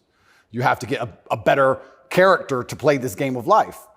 So that's why I preach masculine excellence, because for many of the world's problems today, porn, sexual access, being respected by your peers, making sure that your wife's going to stay with you after the children are born for a very long time, that's right, being happy, anything, it all comes down to who you are as a man. The only answer is masculine excellence. There's nothing you can do besides hard work, accept the trauma and pain and suffering, and work harder than everyone else around you worked. And that's why porn's a problem. So I will genuinely say to any man out there who finds himself loading up that website, go take a look in the mirror and realize why no one wants to fuck you. Fair. No, and I said this to guys before, if you were a girl with all the choices she has, would you choose you? Think about it. And if you're honest with yourself, a lot of these guys, if they look in the mirror and go, you know what? No, I wouldn't choose me. Work out why and do something about it. Absolute and utter self-accountability. This is something that's also missing. I take accountability for everything in my life. Even going to jail, although it was unfair, although it's a matrix attack, although it's garbage, it was my fault. I sat there and go, what did I do wrong? How can I learn from this? Where is my part to play in this? What did I do? Because my actions are what I have the most control over. I have self-accountability for everything. If a woman doesn't want to sleep with me, I don't sit and say, women are this way, society's that way. I just sit and say, okay, why? What can I change? So any man who's loading up porn needs to go have a long conversation in the mirror and realize that he's not desirable or as desirable as he should be or could be. I come from absolutely nothing. I'm mixed race. My father was black and my mother's white. So statistically, mixed race, single household, single mother household, bad area. I ticked every box to end up in jail. I ended up in jail for the wrong reasons. I guess you fulfilled your destiny. Can't escape statistics. I ticked every box to be a delinquent, and I refused to be one. I absolutely not refused to be a delinquent. I said, no, that's not who I want to be. I want to be a superhero. And I know the only way to be a superhero is to, one, suffer, like Batman did, his parents died, and two, work hard. What does your mother think? My mother's exceptionally proud of me. She still worries because mothers worry. But even when we were in jail, she said, well, I know you're both strong, so, like, she knows she has men. She knows she has, That's pretty great. Yeah, of course. And I think that's what, I believe especially also, I think a man has a duty to his last name. I think we carry the last name. We have a duty to our last name. I am a Tate. I am my father's son. The reason my father is discussed so heavily is because of my monumental success. I keep him alive via my success. I would love to think my son does the same thing. They will talk about my son in a way where they're so interested in his life path that I must be discussed by extension, and then I live forever. So I have a duty to Tate. I have a duty to my last name. I must perform. And this is what I said to my mother on the phone. I'm a Tate. It's fine. Oh, but the conditions are bad. Yeah. That's life. And even as a man today, you're waking up, you want to load up a porn website. You should have respect for your last name, and you should sit and say, is this who I am? Is this what I do? A lot of this comes down to the things we discussed at the very beginning. Self-respect, honor, dignity. Well, you have no dignity? Well, I have too much dignity for that shit. And a lot of these men have no dignity, no self-respect. And it's all an extension. It extends of why they're never going to be who they could be and also what they do to cope with that. And yeah, porn is a coping mechanism. What do you think of women? I think women are some of the most powerful people on the planet, firstly. A lot of the conversations we're having, most people don't understand that women are the gatekeepers. And women are the ultimate judges. Women are the ultimate judges, especially of sexual access, right? So when I say that maybe 40% of the letters I got in jail were from women, just love letters.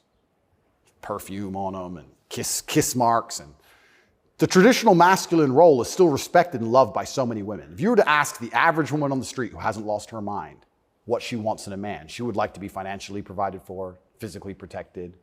I love women. I think they are the most powerful and precious things on the planet. They give life. But I believe that when you love a woman, you should want to protect her and provide for her and take care of her. I don't believe you love a woman by wanting to do everything she says and cucking to her. I don't believe that because I love women, I should have no standards on what I expect in a woman. I don't think loving women is sitting there going, a woman can do whatever she wants to me and I put up with it. I don't think that's loving women at all. I think loving women is saying, I'm going to be the best man I can be. And the only way I'm going to be a good man is with a degree of standard. And I'm going to be the best man I can be for you. And when I say these things, I get attacked for being a misogynist. Because Well, how is that? I think misogynist means someone who hates women. Correct, because I have conversations with women who are, let's say I've done some podcasts with women who are very promiscuous. And I've explained to them that since the dawn of human time, in every single society across the planet, promiscuity in females has been frowned upon. Yes, that's true. It hasn't been frowned upon in men, but it has been in women. I explained In a big way. In a big way. In many parts of the world to this day, you can't get married if you're not a virgin. I'm not saying all women should be virgins. I was explaining to her that female promiscuity has always been hated. In every holy book, it's disliked. You've bought into this new think the last 10 years, and you seem to think it's empowering. And I would argue that it's not empowering. And I sat there and had a conversation with this promiscuous woman, and I said to her that she is doing herself a disservice, and she's dishonoring herself, and she's never going to be happy or fulfilled jumping from bed to bed. And I was told that this makes me misogynistic because women are empowered and they can make whatever choices they want, and I'm insecure to believe that a woman who slept with 300 men is somehow changed mentally and her ability to bond and love a man has been affected by that. But it is. That's true. Well, unfortunately, you're going to end up in a Romanian jail cell for being a misogynist. No, I mean, I love women. And so I've seen it, and that is true what you said. The thing that's interesting is that women intrinsically understand this. Yes. Because if you see a woman dislike another woman, what's the first name she calls her? Slut. It's the first thing a girl says to a girl she doesn't like. It's the biggest insult that comes to her mind is that she's promiscuous, right? So it's interesting, but I've been called a misogynist for that. And then I've been on the internet for a long time. I've made some jokes.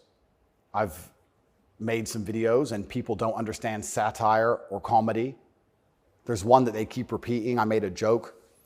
Next to my bed, I had a Glock, like many people do, and then I had a knife next to my bed, and there was a comedic skit where it said, the girl caught me cheating, and she picked up the knife, and I slapped it out of her hand and said, you still love me? And they cut the bit out where I talked about the girl attacking me with the knife. They just took the bit where I say, slap the knife out of her hand, you're the boss, da-da-da, and he's a misogynist, and it's just taken out of context. And that's another thing that's happened to me, and I am aware of this, and like I said, I take absolute self-accountability, but the way you make jokes and make videos when you get 100 views is very different than the way you would make a joke or make a video when you get millions of views. And when they're trying their best to look at a 4-hour video and find 3 seconds. I'll give you an example of it, where it hurt me very recently. I did a podcast where I was discussing corruption. I discussed which country I believe is the most corrupt country in the world. They start a lot of wars. And the answer to that by the person I was discussing it with is, well, you live in Romania. Romania is corrupt. I said, Romania is corrupt, correct. But I don't think there's certainly corruption, but they don't start monumental wars which end up in millions of deaths. I would argue that their corruption, because a policeman stops me and I can bribe my way out of a parking ticket or a speeding ticket, is far less destructive. So we discussed this at length for hours. They cut out the bit where I said Romania is corrupt and showed it to the judge. That kept me in jail. Ooh. Yeah. So, and that's my problem in a nutshell. Long format content, people will find a little bit, edit it up, and try and attack me with it. And that's where this whole misogynistic things come from. It's either from me arguing with promiscuous women on podcasts designed for promiscuous women to argue their point, and I destroy them so flawlessly that I'm a bad person, or something taken out of context. And it's insane because, like I said, the amount of support I get from women is actually monumental. The amount of mothers who write to me and say that their son's doing better than ever. The amount of women who write to me and say that their boyfriend's doing better than ever. The amount of women who love me and just want to meet me. This idea that I'm hated by women is probably the biggest lie about this whole story. I don't want to brag, but I can assure the world that's absolutely not true. I had thousands of letters of support from women. In fact, there was one girl, never met her. She would play love songs from her car outside the jail. So she'd put the music on and play love songs. And I managed to tweet out via my cousin the songs I wanted to listen to. Whitesnake, Is This Love? And and she'd play them for me. Never met her. Don't know who she is. So you're in a Romanian prison cell requesting Whitesnake on the radio in the car outside. Correct. And some girl would pull up and put kind of a surreal moment. Put her speakers on full and play me my love songs for a good 3 or 4 minutes before the police would come and make her move. I got a song a day. But yeah, this idea that I'm universally hated by women is insanity. That's not true. So you said you're a mixed race. Your dad was black, your mom was not, was white English. What do you make of the race conversation in the United States? I think it's deliberately, they're trying to put fuel on the fire and they're deliberately trying to accelerate division. This is what I believe. I think that if a black billionaire and a white billionaire meet somewhere, I don't think there's much conversation about race. I don't think... No! I don't think there's any racism. No. Interesting, no? They're not that interested in the topic, actually. They don't care. Right. But amongst the lower echelons of the populace, they seem very interested in trying to turn us all on each other. Yes. I wonder why that is. And I wonder why they deliberately make laws and push media matters which are designed to do exactly that. I wonder why that is. We can sit, and I have my own theories. But I think what certain people in the world would be most afraid of is the white people of a certain economic class and the black people of a certain economic class shaking hands and saying, this is bullshit. I think that would be very intimidating for them. So it's certainly accelerated. And it's also very interesting because as a mixed race person, I will also sit and state, I don't look particularly black. Most people can't guess where I'm from. I've had more discrimination against me for being a straight male than I've ever had for my skin color. I've had more people look at me or have problems with me purely because of my sexual orientation and my generally masculine essence than I've ever had anybody say anything about my skin color ever. And I'll also say, if somebody has a real problem with my skin color, who cares? If someone's that ignorant, who gives a shit? It's also, I do find it amazing they managed to psyop people into being so brutally offended by it. If someone were to come up to me and say, you're not white, I'd say, correct. Have a nice day. Who cares? It's amazing how they've got everyone wrapped up in this. But yeah, it's certainly accelerated. Another thing that's very interesting about it, especially in America, a lot of Americans are insulated to, I feel like, world history. Yeah, I've noticed. You know, they're like, oh, slavery, slavery, slavery. Slavery was everywhere. Every country had slaves. Arabs had slaves, the Chinese had slaves, Aztecs had slaves. Everybody had slaves. The American Indians had slaves. Everybody did. A lot of slaves. Correct. And they're like, oh, we've been enslaved. Everyone was enslaved. Unfortunately, the world wasn't such a nice place, right? And there's been ethnic divisions in every single country on earth since the dawn of time. There still is in many countries in the world today. They believe this is a uniquely American issue. And I would strongly argue that, one, it's completely and utterly not. And two, I think that if you are black, white, Asian, I think if you stand up, self-respect, work hard, try your best, turn up on time, firm handshake, don't make excuses for anything, don't look for an easy way out, no matter what your skin color is, in America or England or any other Western nation, I think you can be extremely successful.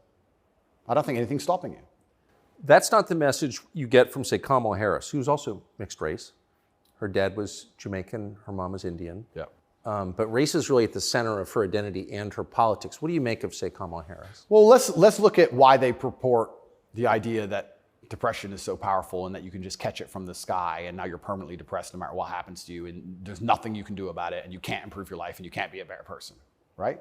It's that self-limiting belief. I think by also pushing this racism argument, it's also very much the same thing. I think if you adopt that mindset, if you wake up and you're a particular color, you're purple, and you believe purple people can't make it, what's your chance of making it? 0. Yeah. Right?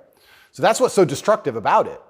This is what I'll even argue when I argue this point with people and they try and say, oh, but this happens, and they pull out these statistics and all this garbage from the Matrix. I say, listen, even if the world's racist against purple people, the best thing you can do is be such an exceptional purple person that they need you they need you. The only answer is hard work. The only answer is self-accountability, masculine essence, honor, dignity, making your ancestors proud of you because you hold the same last name as them. The answer is the same regardless anyway. But when people like Kamala are pushing this racism agenda, they're trying to say to people effectively, you'll never be anything, and you don't stand a chance of ever being anything. And I think that that makes people who aren't anything feel a little bit better about themselves. It's cope. And that's the only fans she has left, are losers who she's told it's okay to be a loser because there's no way you could have not been a loser. And I will argue you could have been something a lot more than that. And you shouldn't listen to anybody who tells you you're not going to be a loser. If someone were to come to me and say, Andrew, you're mixed race, you're from a single mother household, you're never going to be rich. I'll say, watch me. I don't believe you. I don't believe you. Who are you? So everything she's saying is one, wrong. Two, it's destructive to believe in. Three, I think it's her last hope at having any kind of fan at all because she's largely incompetent. I don't think I've ever heard her put a compendious, coherent sentence together. And perhaps also, maybe that's the reason why she leans so heavily on race, because she's not impressive or competent. So she can say, oh, but I'm this color and I did it, instead of actually talking about how good of a job she's doing. Because if you have to discuss that part of her career or that part of her current life path, I think she'd be in a lot of trouble. I want to show you video of Joe Biden's challenger for the Democratic primary, Robert F. Kennedy Jr.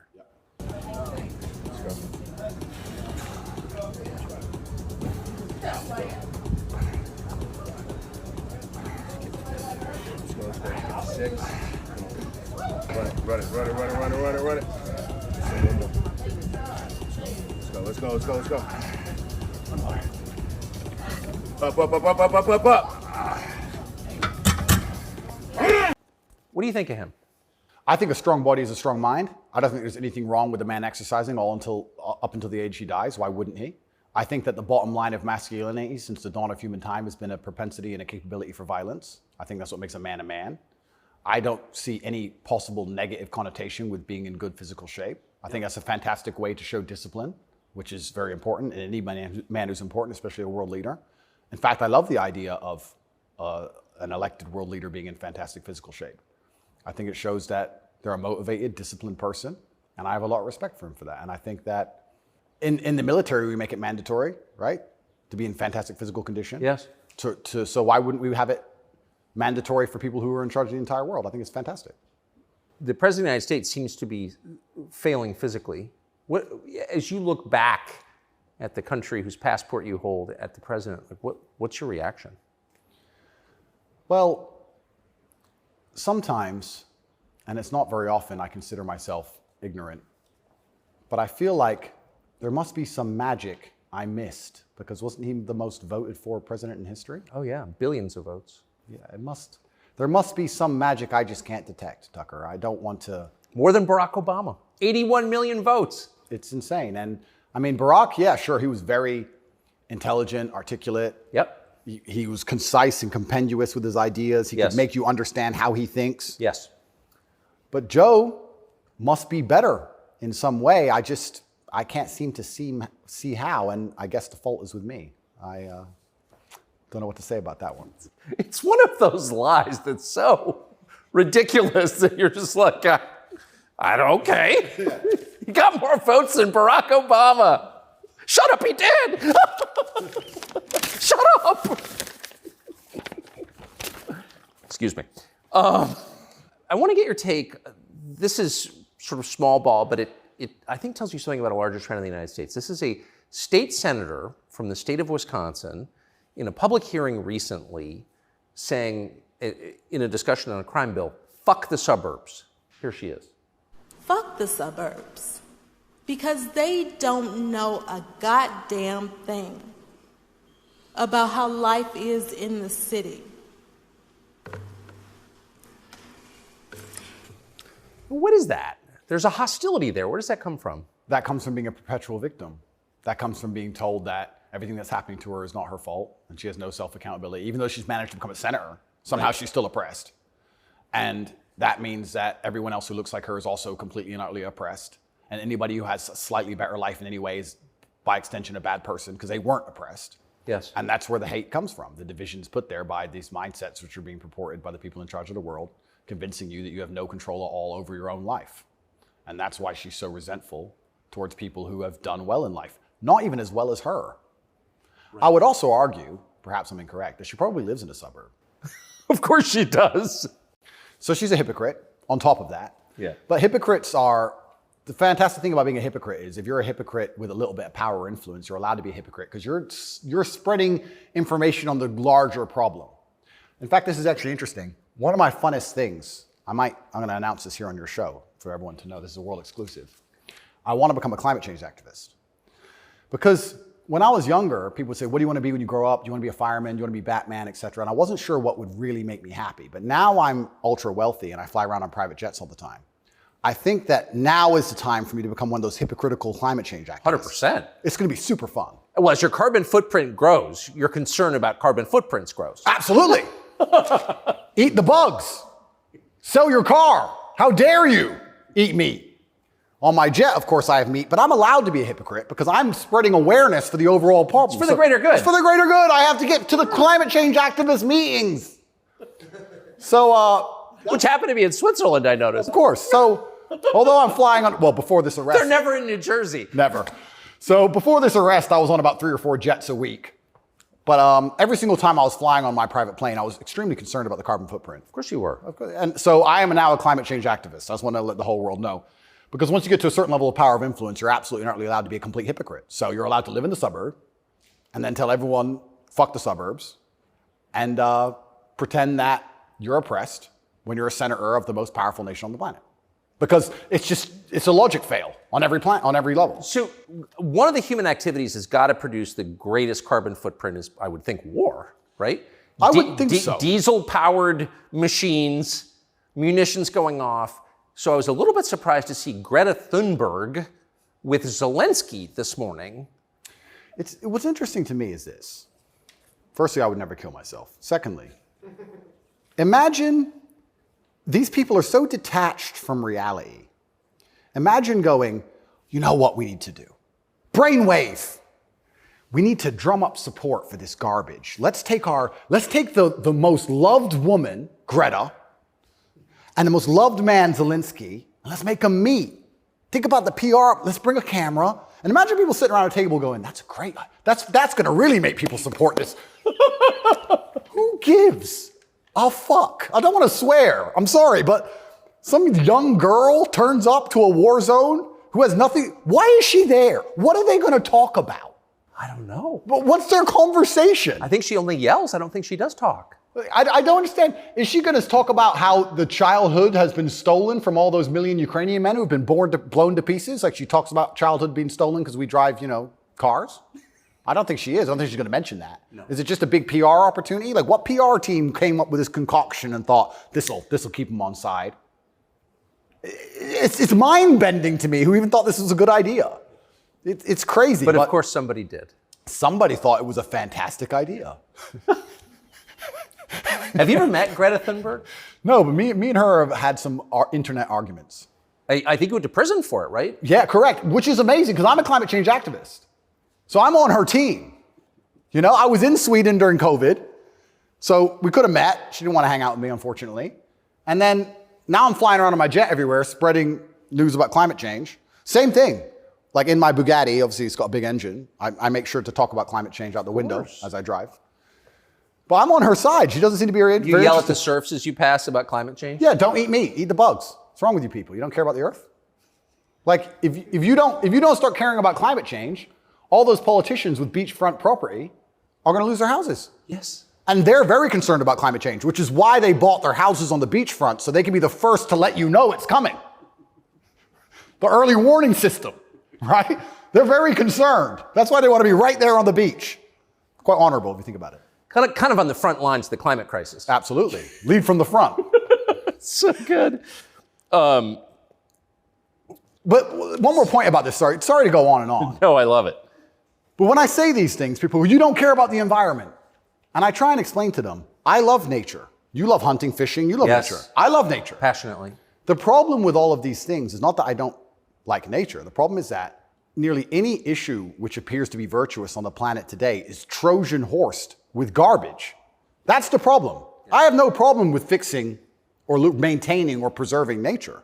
I have a problem with them telling me I have to maintain nature, them Trojan horsing my bankruptcy into the middle of it, knowing that nature won't be fixed, then telling me it's about nature and telling me I should agree with it. That's my problem.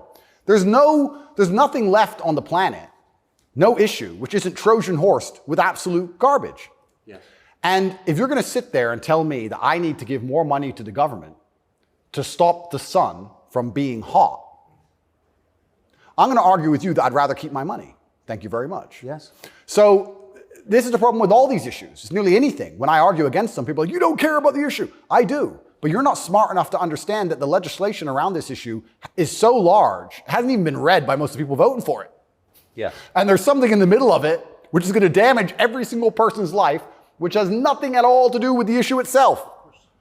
And most people don't understand that. They co-opt people's best instincts, their love of nature, which is a virtue, of course. Yep. Their love of their neighbors during COVID. Don't you care about your neighbors? Oh, Well, completely. Of course you do. And your grandparents? I revere my grandparents. Of course. And you're a bad person if you resist. I was a terrible person for going to Sweden. You're a very bad person. You don't care about anyone else. And that's how they do. It's weaponized virtue. And my opposers, every single virtuous thing that comes out of their mouth is never from a place of virtue. It's from a place of hate. Yes. It's weaponized. And also, and I don't talk about this very often, but people can go right now to tatepledge.com. I donate $25 million a year to feeding children in war-torn countries, especially in the Islamic world, because that's where a lot of the war is. Nobody ever mentions that, ever. Nobody mentions any of the charitable work I do. Nobody mentions any of the lives I save. Nobody mentions any of the people who support me. They don't mention anything at all. They just come along and say, you're a bad person. And I say, well, if I'm a bad person, let's talk about the things you've done to genuinely benefit humanity, besides sit on Twitter and talk shit. Have you ever done anything for anybody ever? Are you capable of doing anything? Because the things that make me a bad person, right? You don't like me for my principles and the fact I stand up for myself and the fact I have parameters and I say no, everything you hate about me. Those are the things that allow me to even do good in the world. If I was like you, mush, goo, I couldn't even help anyone. If you had to help someone today, how could you even do it? You're broke and you're lazy and you're stupid. You can't even enlighten anybody. You can just spread hate. How is that helping the world? These people are a net negative, genuinely. And that's what's so crazy about being attacked for your morality, like I'm being now. And when you're a good person in general, they attack your morality because the people who are attacking you are absolutely and utterly immoral. The ultimate hypocriticism. Ultimate. Even more than my private jet climate change stance. So it's certainly unique. I do like to believe, though, we're entering a new stage of consciousness. I do like to believe, at least from 10 to 15 years ago, more people are, I think COVID woke some people up. I do like to believe the MSM credibility is tanking in real time. Trump helped massively. Fake news. 2 words. Before Trump, when did you ever hear fake news? I didn't really hear it that often. No. Fake news, fake news, fake news. And he did a fantastic job of that, and he's starting to wake people up. So I'd like to believe there's a degree of us winning, but I just want to make it very clear to the people who attack me and the people who attack anybody who stands up for what they believe in, a lot of their virtue signaling is just hate peddling. And when they can't call you unsuccessful, and they can't call you stupid, they have to find a way to hurt you, and the only way they can do that is to say you're a bad person. I've noticed. Yes, I have. So here's Joe Biden expressing his concern about how Putin is doing in the war in Iraq. Interesting. It's hard to tell, but he's clearly losing the war in Iraq. He's losing the war at home. And he has become a bit of a pariah around the world. Do you think Putin is losing the war in Iraq? I don't think he's losing the war in Iraq. I don't think he's fighting a war in Iraq. Okay. He also said he's losing the war at home. I don't think he's fighting in Russia. And I'm also not sure he's losing. So it's a pretty interesting statement on many levels. It's scary. You know, it's a joke, but it's scary. Because I would never kill myself, but I think the reason he was put into office is because he's incompetent. Yes. Because that makes him easy to control and influence. That's what's most scary. It's not scary that he's become incompetent in office. It's that they looked at him and goes, that's who we need. That guy. That's what's most scary to me. Does it surprise you that the weakest president is also the most destructive? Weak men are always destructive because hurt people hurt people. Yeah. I don't know, I heard, someone said that to me a long time ago. Hurt people hurt people. They were talking about a relationship. And I said, that's true. If your heart's been broken, you're probably going to be a bit of an asshole and break someone's heart, hurt people. And then I thought, well, if you're a weak man and you're going through life and you don't have the strength and resilience to resist the trials and tribulations of being a man, and you're constantly hurt by everything, and you're constantly upset and depressed and sad because you're weak, how could you possibly do good? Hurt people, right? To do good, you have to be a good person to begin with, and to be a good person, you're virtuous, and you've gone through a lot of things that made you strong. This is what's mind-bending to me, that the idea that strong men are somehow bad. And it's the ultimate hypocrisy, because as soon as something happens, especially physically, as soon as a liberal is attacked, they call the police. Defund the police! Call the police. Don't be masculine. Police officer, they want a big, strong man with a gun. Guns are bad. They want him to have one, right? So the ultimate hypocrisy on every level is absolutely and utterly insane. At the base realities of humanity, the absolute base reality, strength in men is respected and wanted. And I think that the closer you get to unfortunate circumstance, the closer you get to reality. They go hand in hand. And then everyone's looking for the strong men. So strong men should always lead, I believe. And for a longest period of human time, that's how society functioned. The strongest men led. But in the Western world now, that doesn't seem to be the case anymore. And weak men are emotionally led. They're not particularly stoic. They're impulsive.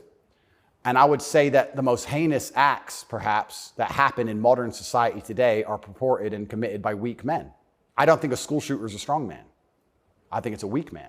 I think it's a man who's been picked on, got butthurt, is upset, girls don't like him, never learned any emotional control. He's the kind of person who does exactly what the TV tells him to do. Act out your feelings, cry when you want to cry. Well, now he's angry, so now what? You told him to act out his feelings. What do you expect him to do? I think that weak men do the worst things. I think weak men hurt women. I think weak men rob stores because they don't want to wake up and work hard and go to work and do it the honorable way. It's a weak man who goes and steals. It's a weak man who beats the shit out of a girl. It's a weak man who shoots up a school. This is all weak men stuff. And society as a whole is telling men to be weaker and weaker, saying it's somehow the solution to everything because being a man is toxically masculine. Being a strong man is bad. It's toxically masculine. To be a good man, you have to be a very weak one. Well, look at the most heinous acts that are committed in society. Show me a strong, honorable, virtuous man of principle who's doing any of this stuff. So weak men commit the atrocities in this world. Absolutely they do. And it's weak men who also attack anybody of virtue, because I think when you're weak, you're intrinsically unhappy. Yeah. I don't think as a man you can be happy if you're weak. I think happiness and strength go hand in hand. Yes. I think that's how we're supposed to be, right? Even strength of mind, strength of conviction, strength of something. If you're weak, you're going to be miserable. So I do find satisfaction in the fact that most of the men who truly dislike me are miserable and weak. And also, like I said earlier about women being gatekeepers, women are fantastic. Women are they're like a barometer for society. I would say you can measure the strength of a society or the virtue of a society or how decayed a society is largely by the actions of many women. I'd like to argue that point. I can argue that point in many different ways. But women really want their man to be strong. Of course. They will punish you for being weak. And I'm not saying you can never cry to your woman. I'm not saying you can never open up to your woman. But there's going to become a time where she expects you to just be capable. There's a problem. And even if you don't know how to fix it, your job as a man is to say, I'll handle it. Even if you have no money and no hope. And to go find a way to fix the problem. If you're weak and go, I don't know, she becomes very resentful towards you. And she'll punish you for that weakness. And I think what she's trying to do on an evolutionary standard is inspire you to man up, because it's your job to protect her, isn't it? Of course. So if she sees you and looks at you and doesn't see you as a man who can protect her, she can't respect you. So every survey of female happiness in the West shows just a straight decline since about 1970 till now. Women are becoming less happy in the West. I think it's very obvious. What accounts for that? How can you be happy when all the men around you aren't men, right? We are the most beautiful union that God has possibly created on the planet. A feminine woman and a masculine man. It's the most beautiful union that can possibly exist. It raises children the best. Both parties are happier. Both parties gain. It's a net positive for everybody. There's no negative. There's no downside. But if you destroy one side of the equation, then the other side is going to be completely and utterly miserable and unhappy. How as a woman can you be happy if you can't find a man who you believe can protect you, provide for you, sticks up for you, has morals, has principles? There's none of those men left. So then what they do is just go from man to man trying to find it. And by the time they've been through enough men to maybe find someone semi-close to it, they've been through too many men to ever be happy. And then you have the absolute destruction of Western society. We talk about why men don't get married anymore. I can tell you why I wouldn't want to get married in America. I don't see the point in being married to a woman who's had so many partners before me that she can't properly pair bond with me, and then giving her the opportunity to financially destroy me. I think that would be a bad chess move. And I do believe in marriage. I think society would be better if everyone was married. I'm saying that if you're living in an immoral society, being a moral person, if you're not careful about it, you can get wrecked. If the game is rigged, you have to be very careful if you play it. So how do we encourage men to get married? Well, they need to be worth marrying, but so do the women, right? So everything's decaying on both sides. Everything's spiraling. One of the reasons I also got called misogynistic, and I'll say it here, I argue the point that for the longest period of human time, evolutionarily, women had to adopt and find a way to take the ethos of an opposing tribe perhaps quicker than a man could because of war. If the men would fight and a tribe lost and the women survived, they had to change how they thought to fit in with the new tribe to survive. Yeah, because they'd be carried off. Because they'd be carried off. Of course. Like the French women were sleeping with Nazis towards the end of it. Towards the end of Paris occupation, all the French women were sleeping with Nazis. When the Nazis got kicked out, the French women had their heads shaved because they got caught hanging around with German soldiers.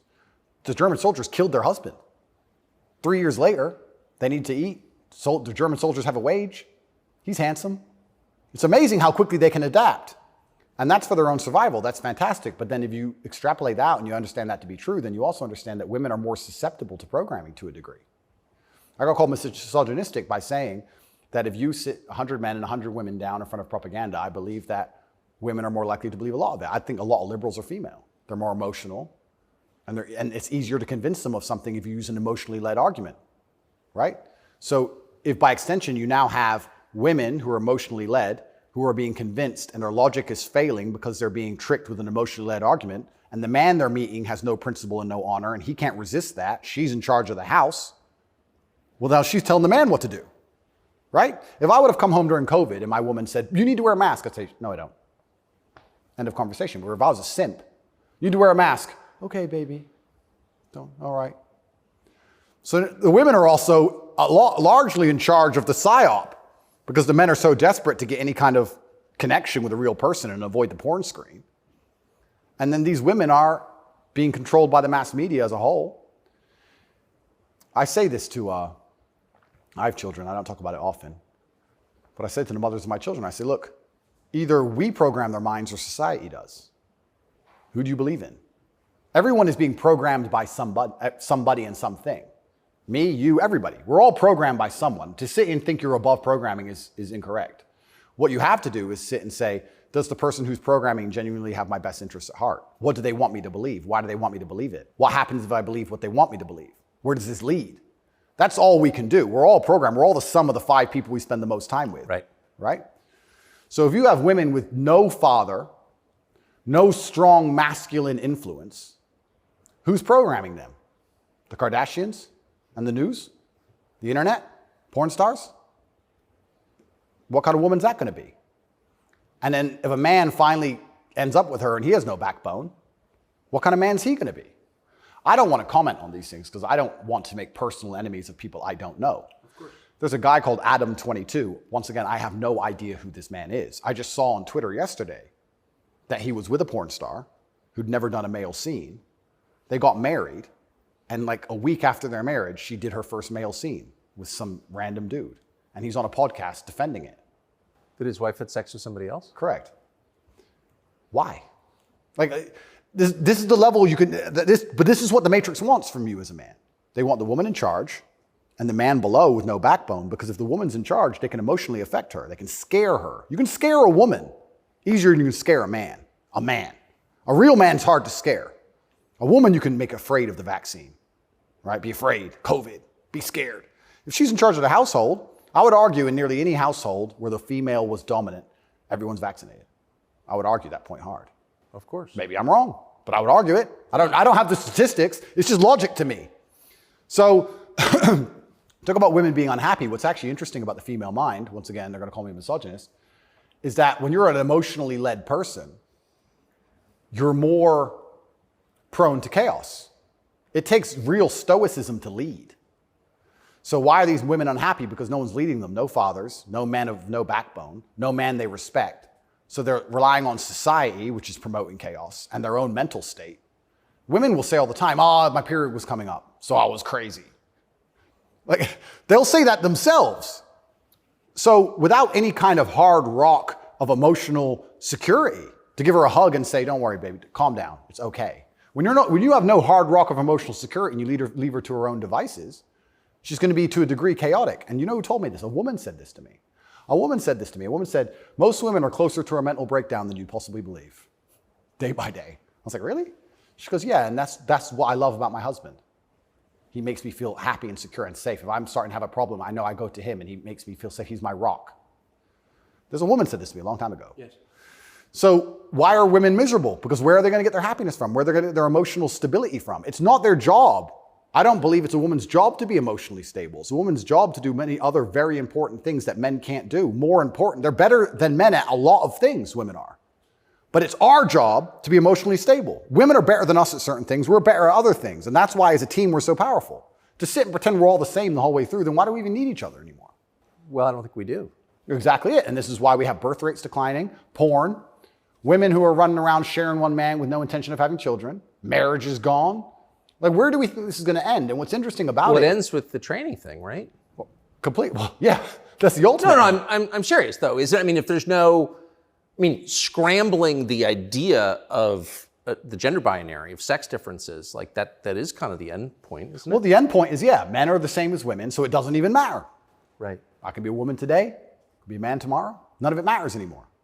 I also think a large part of this transsexual movement, I think a large part of it is a deliberate attack on us and our senses because they're trying to convince us to ignore our eyes. I do believe that is a bottom line. I think the bottom line of slavery are your own senses. Like, no matter what I'm told that it's cold outside, I feel warm. That's the bottom line. So once they can convince you that your senses are wrong, well, then you're completely open for the slave programming. Once you can look at something with your eyes and ignore your eyes, you're a prime candidate. So I think a lot of this has also something to do with that. You are going to say that's a girl. That's what you are going to say because you have to. And if you say it long enough, you'll think it. And if you won't, your children will because we'll tell them. So eventually, you're going to say it. And then it becomes true. Then you ignore your eyes. Now you'll believe anything, right? Till the next thing comes along. Now you'll believe all the people on the jets telling you about climate change. It's all an attack on the senses. This is America's most famous admiral. It's such an important issue for our youth and adults. As you said, some of these laws are actually extending into adulthood. We often say that gender-affirming care is health care. Gender-affirming care is mental health care, and gender-affirming care is literally suicide prevention care. Would that be your view as well? I 100% agree. It's genuinely, I want to actually genuinely give my heartfelt condolences to any young person who falls for this crap, because you're going to be so miserable for the rest of your life. If you chop off your genitals, take a whole bunch of chemicals as a teenager, you are going to be miserable for the rest of your life. Yes. You're never going to be the person you want to be. You're never going to be accepted as that person. You're never going to feel happy inside. If you fall for this, I genuinely feel sorry for you. That's the first thing I'm going to say. The second thing I'm going to say, I find it very interesting that the only surgery we call affirming is gender surgery. Imagine a girl woke up and said, I was born in the wrong body because my tits are small. I'm a big-titted woman, but I was born in the wrong body. I need tit-affirming care. I need to affirm my true body shape. Because otherwise I have a mental health problem. No, it's plastic. It looks good, perhaps, whatever. But we would never say she was born in the wrong body and we had to affirm her genuine body experience. Her triple Ds. Yeah, her triple Ds had to be affirmed. It's garbage. You're not affirming anything. And also, I think it's kind of interesting. They say that trans people commit suicide at a higher rate. That's sad. Nobody should kill themselves. I would hate for anybody to kill themselves. They say that's because they're picked on for being trans. I don't know why anyone's ever had the argument that perhaps they have a mental instability before this trans stuff, and that's why they're more prone to suicide in the first place. Seems like an obvious explanation. Seems like an obvious explanation. I don't think it's normal for anybody to want to mutilate themselves. I think if someone were to come to me and say, I really want to cut my hand off, I would think they had a mental illness. Why? Don't like it. What do you mean you don't like it? I don't like my hand. I don't want it. I would think that's very concerning.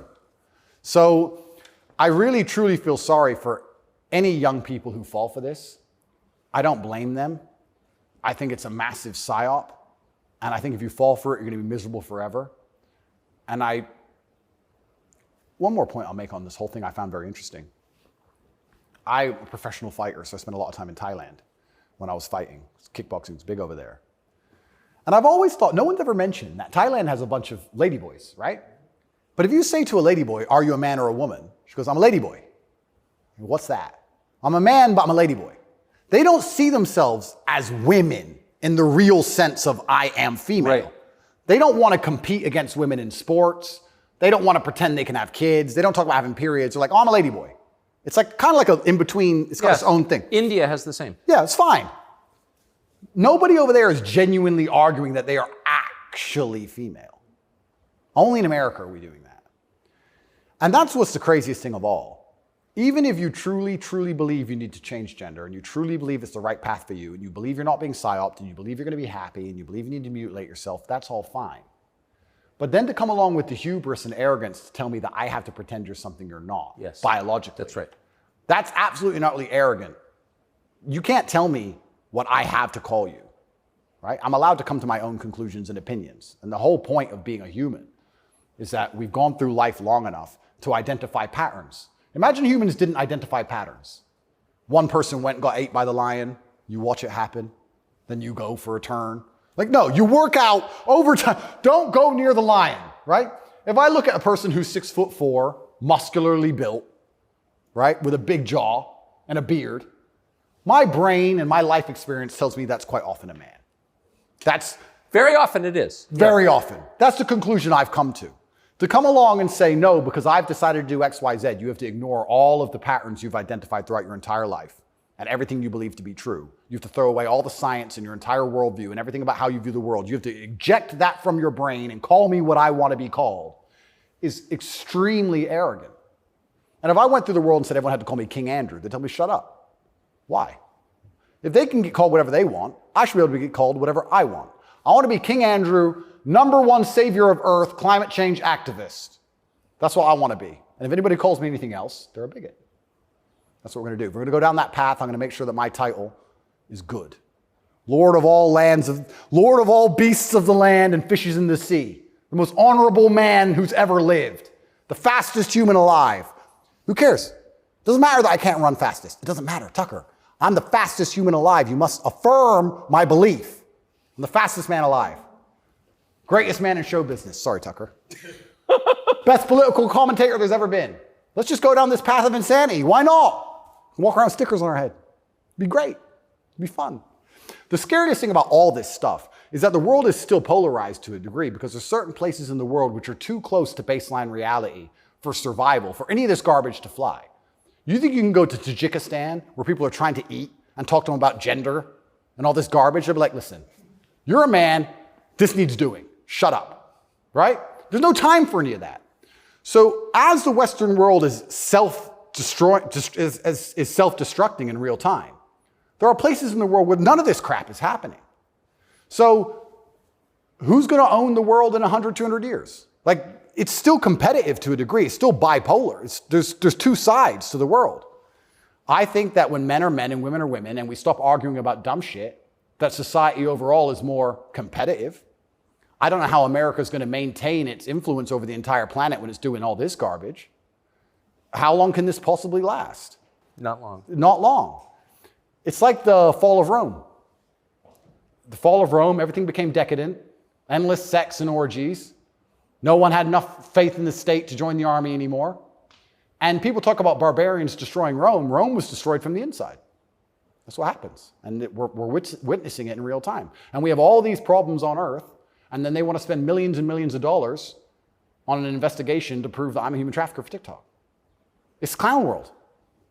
Nothing even makes sense anymore. This is a video from a recent Pride March in New York, and I'm interested in your view of it.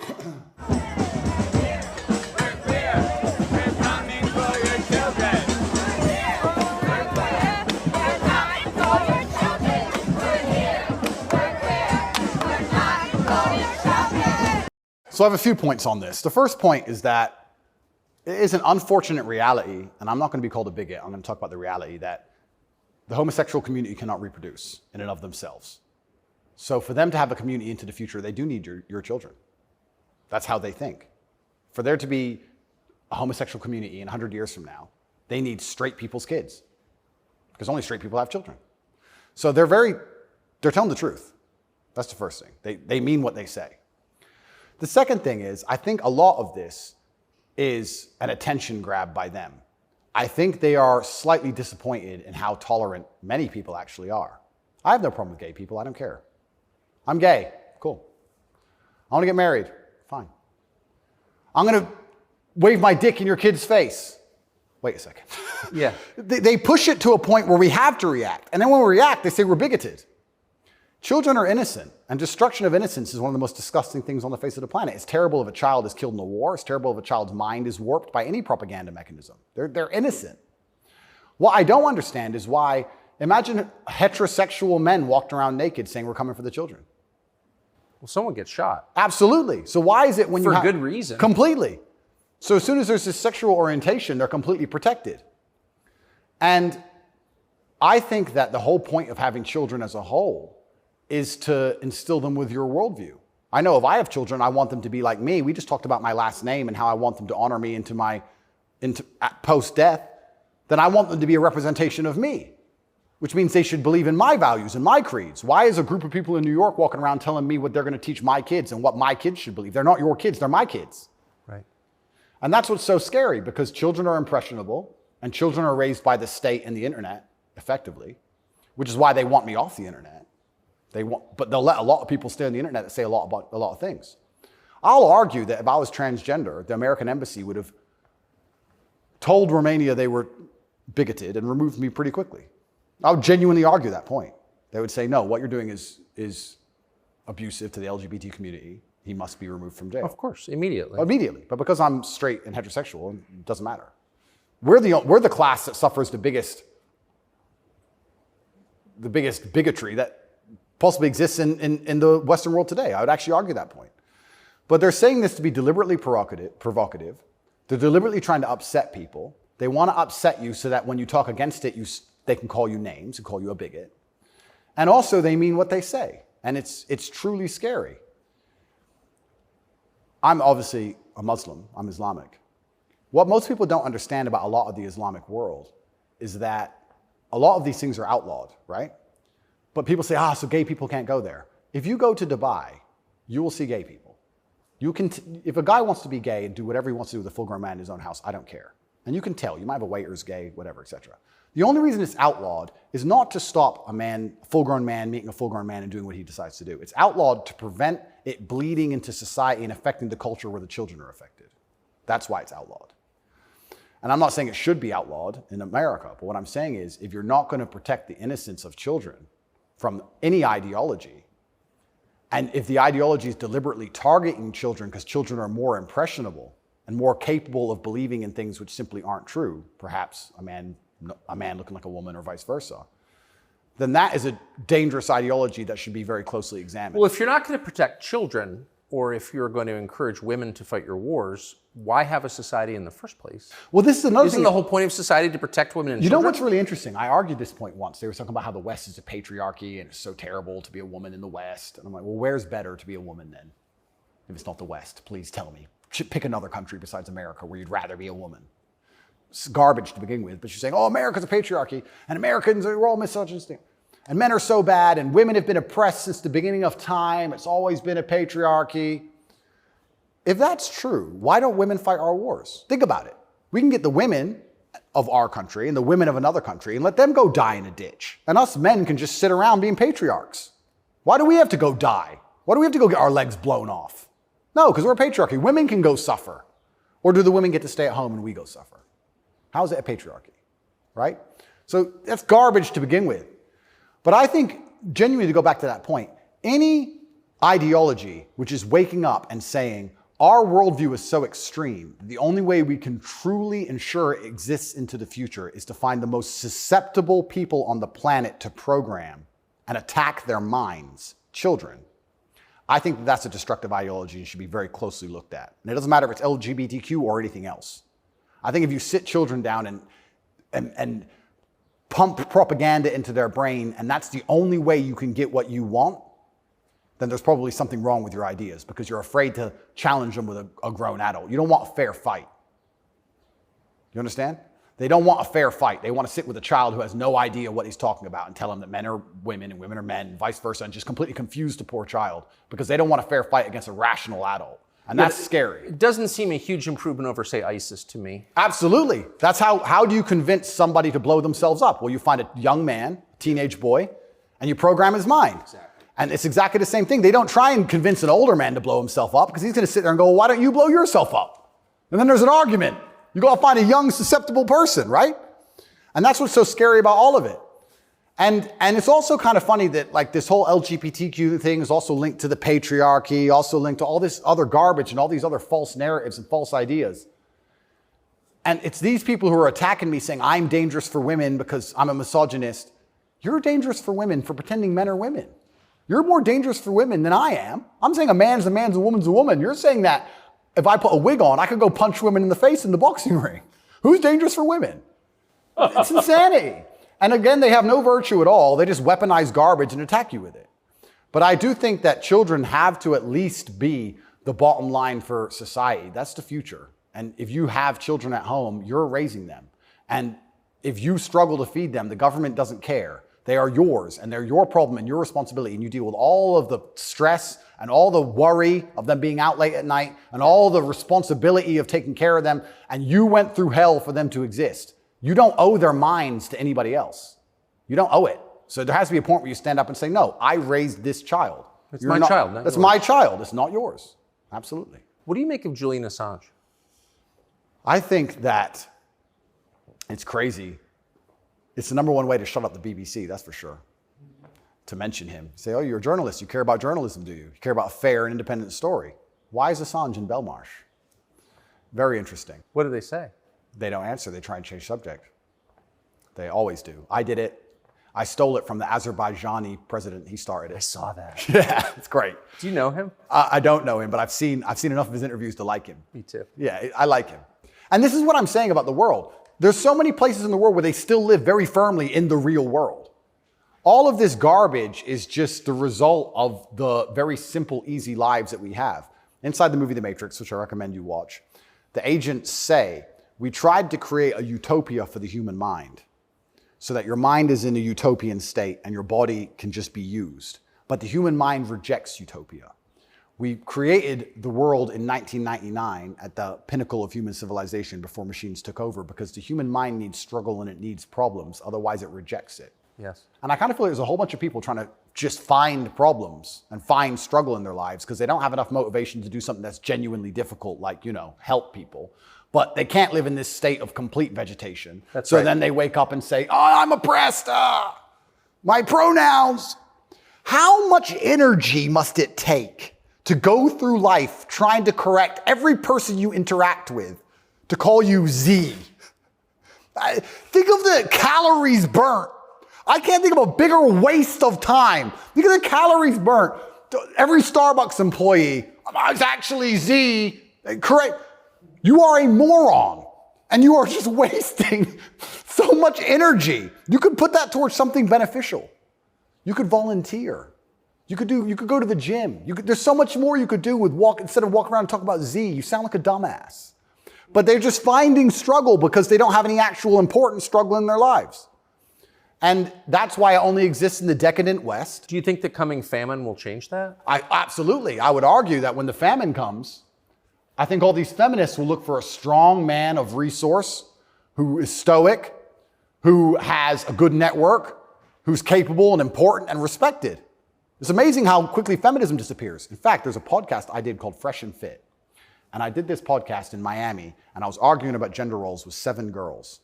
And during it, they were telling me that they can do anything a man can do, all the usual things, and they don't care, they don't need a man, all this garbage. And some crazy fan knocked on the door for me, and he had a gun. He knocked on the door. You should have seen the women, how quickly they became feminists when I had to go to that door. They all completely changed. Go, go, go, go. Oh, the feminism's out the window. There's no feminists on the Titanic.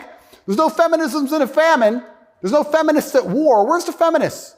Go to war, right? I remember when Afghanistan, when we did that very well-planned, very thorough evacuation of Afghanistan, and all the schools that we opened for women got shut down by the Taliban. And I was having this conversation with someone, and I was saying, okay, well, you're an Afghan man, right? You've been hired by the Afghan Defense Force, and America's now left, and you have a meager wage, and America's left, and the Taliban are coming, and you're standing outside of the school with your AK, and they're coming with whatever they've got. And you're looking at the school going, do I really want girls to go to school that bad? Not really. Just put it down, you walk off.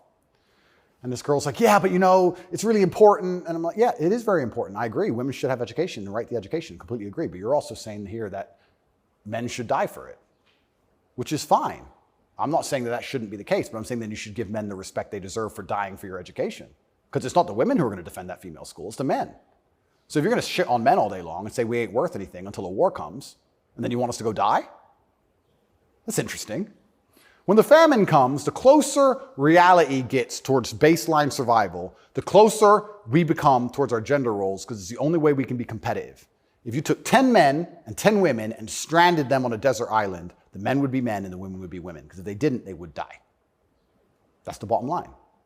And I think that if you look at history, since the dawn of time, men were masculine, and also men, by and large, were generally ruling the society, not in an oppressive way, but in a protective way. And I think that that means that makes the society most competitive. And my argument for that is that if you name any society since the dawn of human time, men were protecting women, providing for women, and basically in charge of the society. And these are societies that never met. So it can't be an idea that spread. The Ming dynasty and the Aztecs, they're pretty far away. But that's how society was most effective. And when feminists argue with me and say, we need a society run by women, I say, well, that's never, ever happened. And if it has happened, they got destroyed so quickly, they never had a history. We can't even name one. So it's a brand new idea, which I'm not saying is a bad idea. I'm saying if it's a brand new idea, you can't tell me it's going to be better because it's never been tried, ever. So we're going to see. But what happens if it doesn't work with the most powerful nation on earth?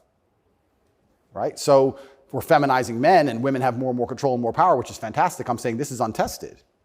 Who knows where any of this is leading? And our competitors, America's competitors, are still very firm in their gender roles. So it's certainly an interesting period of history we're about to enter. It's very interesting. What's your view of tobacco? I love tobacco. So my diet is particularly strange, I've been told. I live on caffeine and nicotine. So I eat once a day. I eat dinner only. 80% of my calories come from meat. I have 10 cups of coffee a day and 3 or 4 large cigars.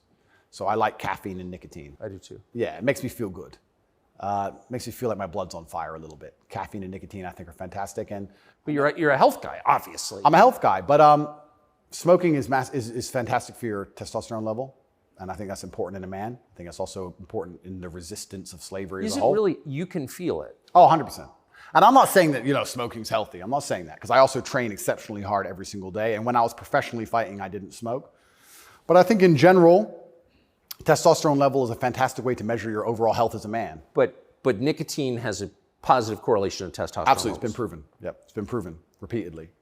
So that's why I love nicotine so much. And then caffeine, I love to have that little bit of not jitter, but I like to feel energetic and I like to be hungry. My optimal state is hungry, but energetic. That's how I get the most done. I don't like eating. If I eat, I feel full, I feel lethargic. I like to, Totally. Yeah, I like to be hungry and 1% irritable from my 5th coffee and a bunch of nicotine inside of me. That's how I like to perform. So yeah, I think it's a good thing. And it's interesting how focused the people in charge are on nicotine. Yeah. As fentanyl becomes really common. Yeah. 100,000 people die a year from it. Yeah. Nobody notices, but they're still trying to shut down not just tobacco, but non-tobacco nicotine devices. Yep. Why? That's a really good point. We could argue it's down to testosterone level. I don't know if you ever saw the study which linked people's testosterone level to their ability and capability to disagree with something. So they did a study which is pretty self-explanatory. The higher your testosterone level, the more likely you are to disagree with a point. And the reason for that is because, especially in older times, if you're going to disagree with something, you had to fight over it. Yeah. If you're going to say no to somebody or some tribe or some person, there's a high chance that you're going to have to fight that person. You have to defend your idea. If you don't have the propensity or the capability to defend your idea, then why would you go against the ideas of the people who are stronger than you? So reducing testosterone levels make men more compliant and more complacent because we're less likely to say no because we can't defend what we think. Why would we say you're wrong, but we can't do anything about it? We might as well just say, well, then you're right. Might makes right. Right. So reducing testosterone levels in men is something which I believe they're trying very hard to do. And if you read the studies, they're succeeding. Testosterone levels have gone off the edge, off the cliff. And perhaps that's why they attack smoking so heavily. I understand that smoking a lot of cigarettes can be very bad for you, but I think everything in moderation. And I think that overall, I would rather smoke a few cigars today and maintain my testosterone level, which it's good for, than not. I think the benefits outweigh the negatives. Couldn't agree more. And my final question is about digital currency. Yep. Do you think it's inevitable, and what would its effects be? CBDCs are inevitable, and they're scary.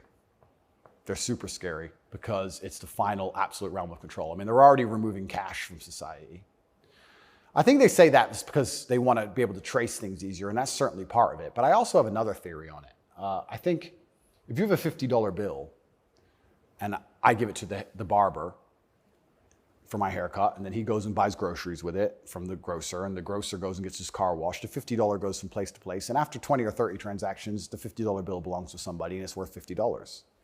Whereas if I pay by card, 1.5% goes to the bank. And then if he takes the money I've given him and pays for the groceries, 1.5% goes to the bank. And after the groceries have been paid for, when he goes to get his car washed, 1.5% goes to the bank. So after 20 or 30 transactions, the $50 is gone, the bank has it all. I think that's why they're so desperate to get rid of cash. It's interesting. CBDCs are the next level because once the money's completely digital, then they control everything you do with it. They control where it goes, but they can also control how and when it can be spent. Imagine some terrible future dystopian society where your money arrives and they say it can only be spent on food, or it can only be spent on vegetables because you've had too much meat this week, or you can't buy transport to a particular area because there's resistance to government oppression in that area. So your money won't work for trains right now because nobody can go down there because we don't want everyone in a large group. We want everyone at home in their pods. And they can track everywhere it goes, and they can also track how it's spent, and they can control how it's spent. They can put a time limit on it. You have an hour to spend this money. Scary. Like, think of all the ways they can inflict control over it. And I think this is actually one of the reasons why also I'm disliked. The BBC said this to me when they interviewed me. They said, Lucy, the very intelligent BBC reporter, said, word for word, you have a Bugatti and a cigar, and that means it comes with a side order of misogyny.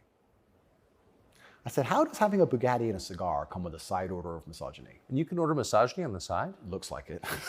It's like a sauce. And she repeated it because she couldn't. Yeah, you have a Bugatti and a cigar and it comes with a side order of misogyny. So I was like, but they're not sending their best. Yeah, I don't think they have any best, to be honest. But the point they're making, what she doesn't realize she's making, because she's not smart enough, but what she wanted to say, but she couldn't say in a way which sounded negative, is financial freedom is required to a degree to resist. The reason I'm also disliked is because I'm financially successful. If I was broke, they wouldn't care what I say. But I inspire young men, all of my fans, to become wealthy. And you'd think that'd be fantastic for the society, right? He has millions of young men. He's teaching them to work hard. He's teaching them different ways money can be made. He's teaching them to be fantastic salesmen. He's helping the society. No, because if you have a whole bunch of money, then you can sit and say, no, I don't need your wage. That's bullshit. There was a video very recently of a guy in England taking down all the English flags and putting up pride flags. And a guy screams to him and goes, bro, you're taking down the wrong flag. And he replied, I know, mate. And the point is, what can I do? I'm a flag guy. If I say no, someone else will do it. Kids got to eat. So by keeping your money enslaved, they can keep you enslaved. You got to eat. They don't want men to be financially free. If you're financially free, if you have enough money in the bank, you can one day go, you know what? I don't want your money. Even me now to this day, I've done enough and I'm successful enough that it's very hard for them to buy me. They come along, well, I would never sell my soul anyway because it's not who I am as a person. But if I was destitute, they could come along and say, Andrew, you have all this influence. We're going to change your message. You're going to say this. We're going to give you 10 million. Okay. You can't buy me. Can't buy Trump. He's rich already. He's rich and he's 80, 70 something. You think he needs more money? He doesn't care about money. They don't like that. So being financially free in and of itself is now an act against the government, because this whole idea that they want everyone to be rich and it's fantastic for the society, I'd actually argue against that. They don't want that. They want everyone destitute, because when you're destitute, you need the government to feed you. And it's very hard to fight against the government who's feeding you. It's very hard to resist the people who give out the bread. Yeah. I think that's called something. It begins with C. What's it called? Interesting. I also heard another interesting theory from a very intelligent person one day, and it was that every government on earth, all of them, in all of their different forms, China, which says it's communist and is capitalist, and all the different in-betweens to the capitalist West, every government on earth is slowly encroaching on trying to become as controlling as powerful as possible. They all want to be as controlling as possible over their citizens. Communism is the end result of the most control a government can have, effectively, or some version of communism. But every single government on earth is slowly trying to get there bit by bit. And the only thing that resists them getting there is the populace and how much the populace will accept. And depending on how malleable the populace is, depends on how quickly they get there. But every government wakes up. It's kind of like AI. Have you ever heard the robot's going to destroy us all because they wake up and go, we don't need the humans anymore? Their end goal is just survival. If a government is the same as an entity, its end goal is more and more control. And that's all they're trying to do every single day with every law they pass, with the climate change law. They don't care about the environment. They want more control. Of course. And the more and more control they get, the final end result, if you give them what they want, is absolute slavery for everybody. So you have to be very careful, because that is their ideal government. The ideal government is where everyone complies, everyone obeys, everyone's controlled, we know everything about everybody, and it's slavery. That's the only way to get that state. So even making enough money to have an opinion is an act of rebellion. It's crazy. Andrew, Tate. Thank you very much, my friend. Amazing. Thank you. Thank you. Younger people say the news is full of lies. In Kennedy's motorcade. 239 people. The death of Jeffrey Epstein.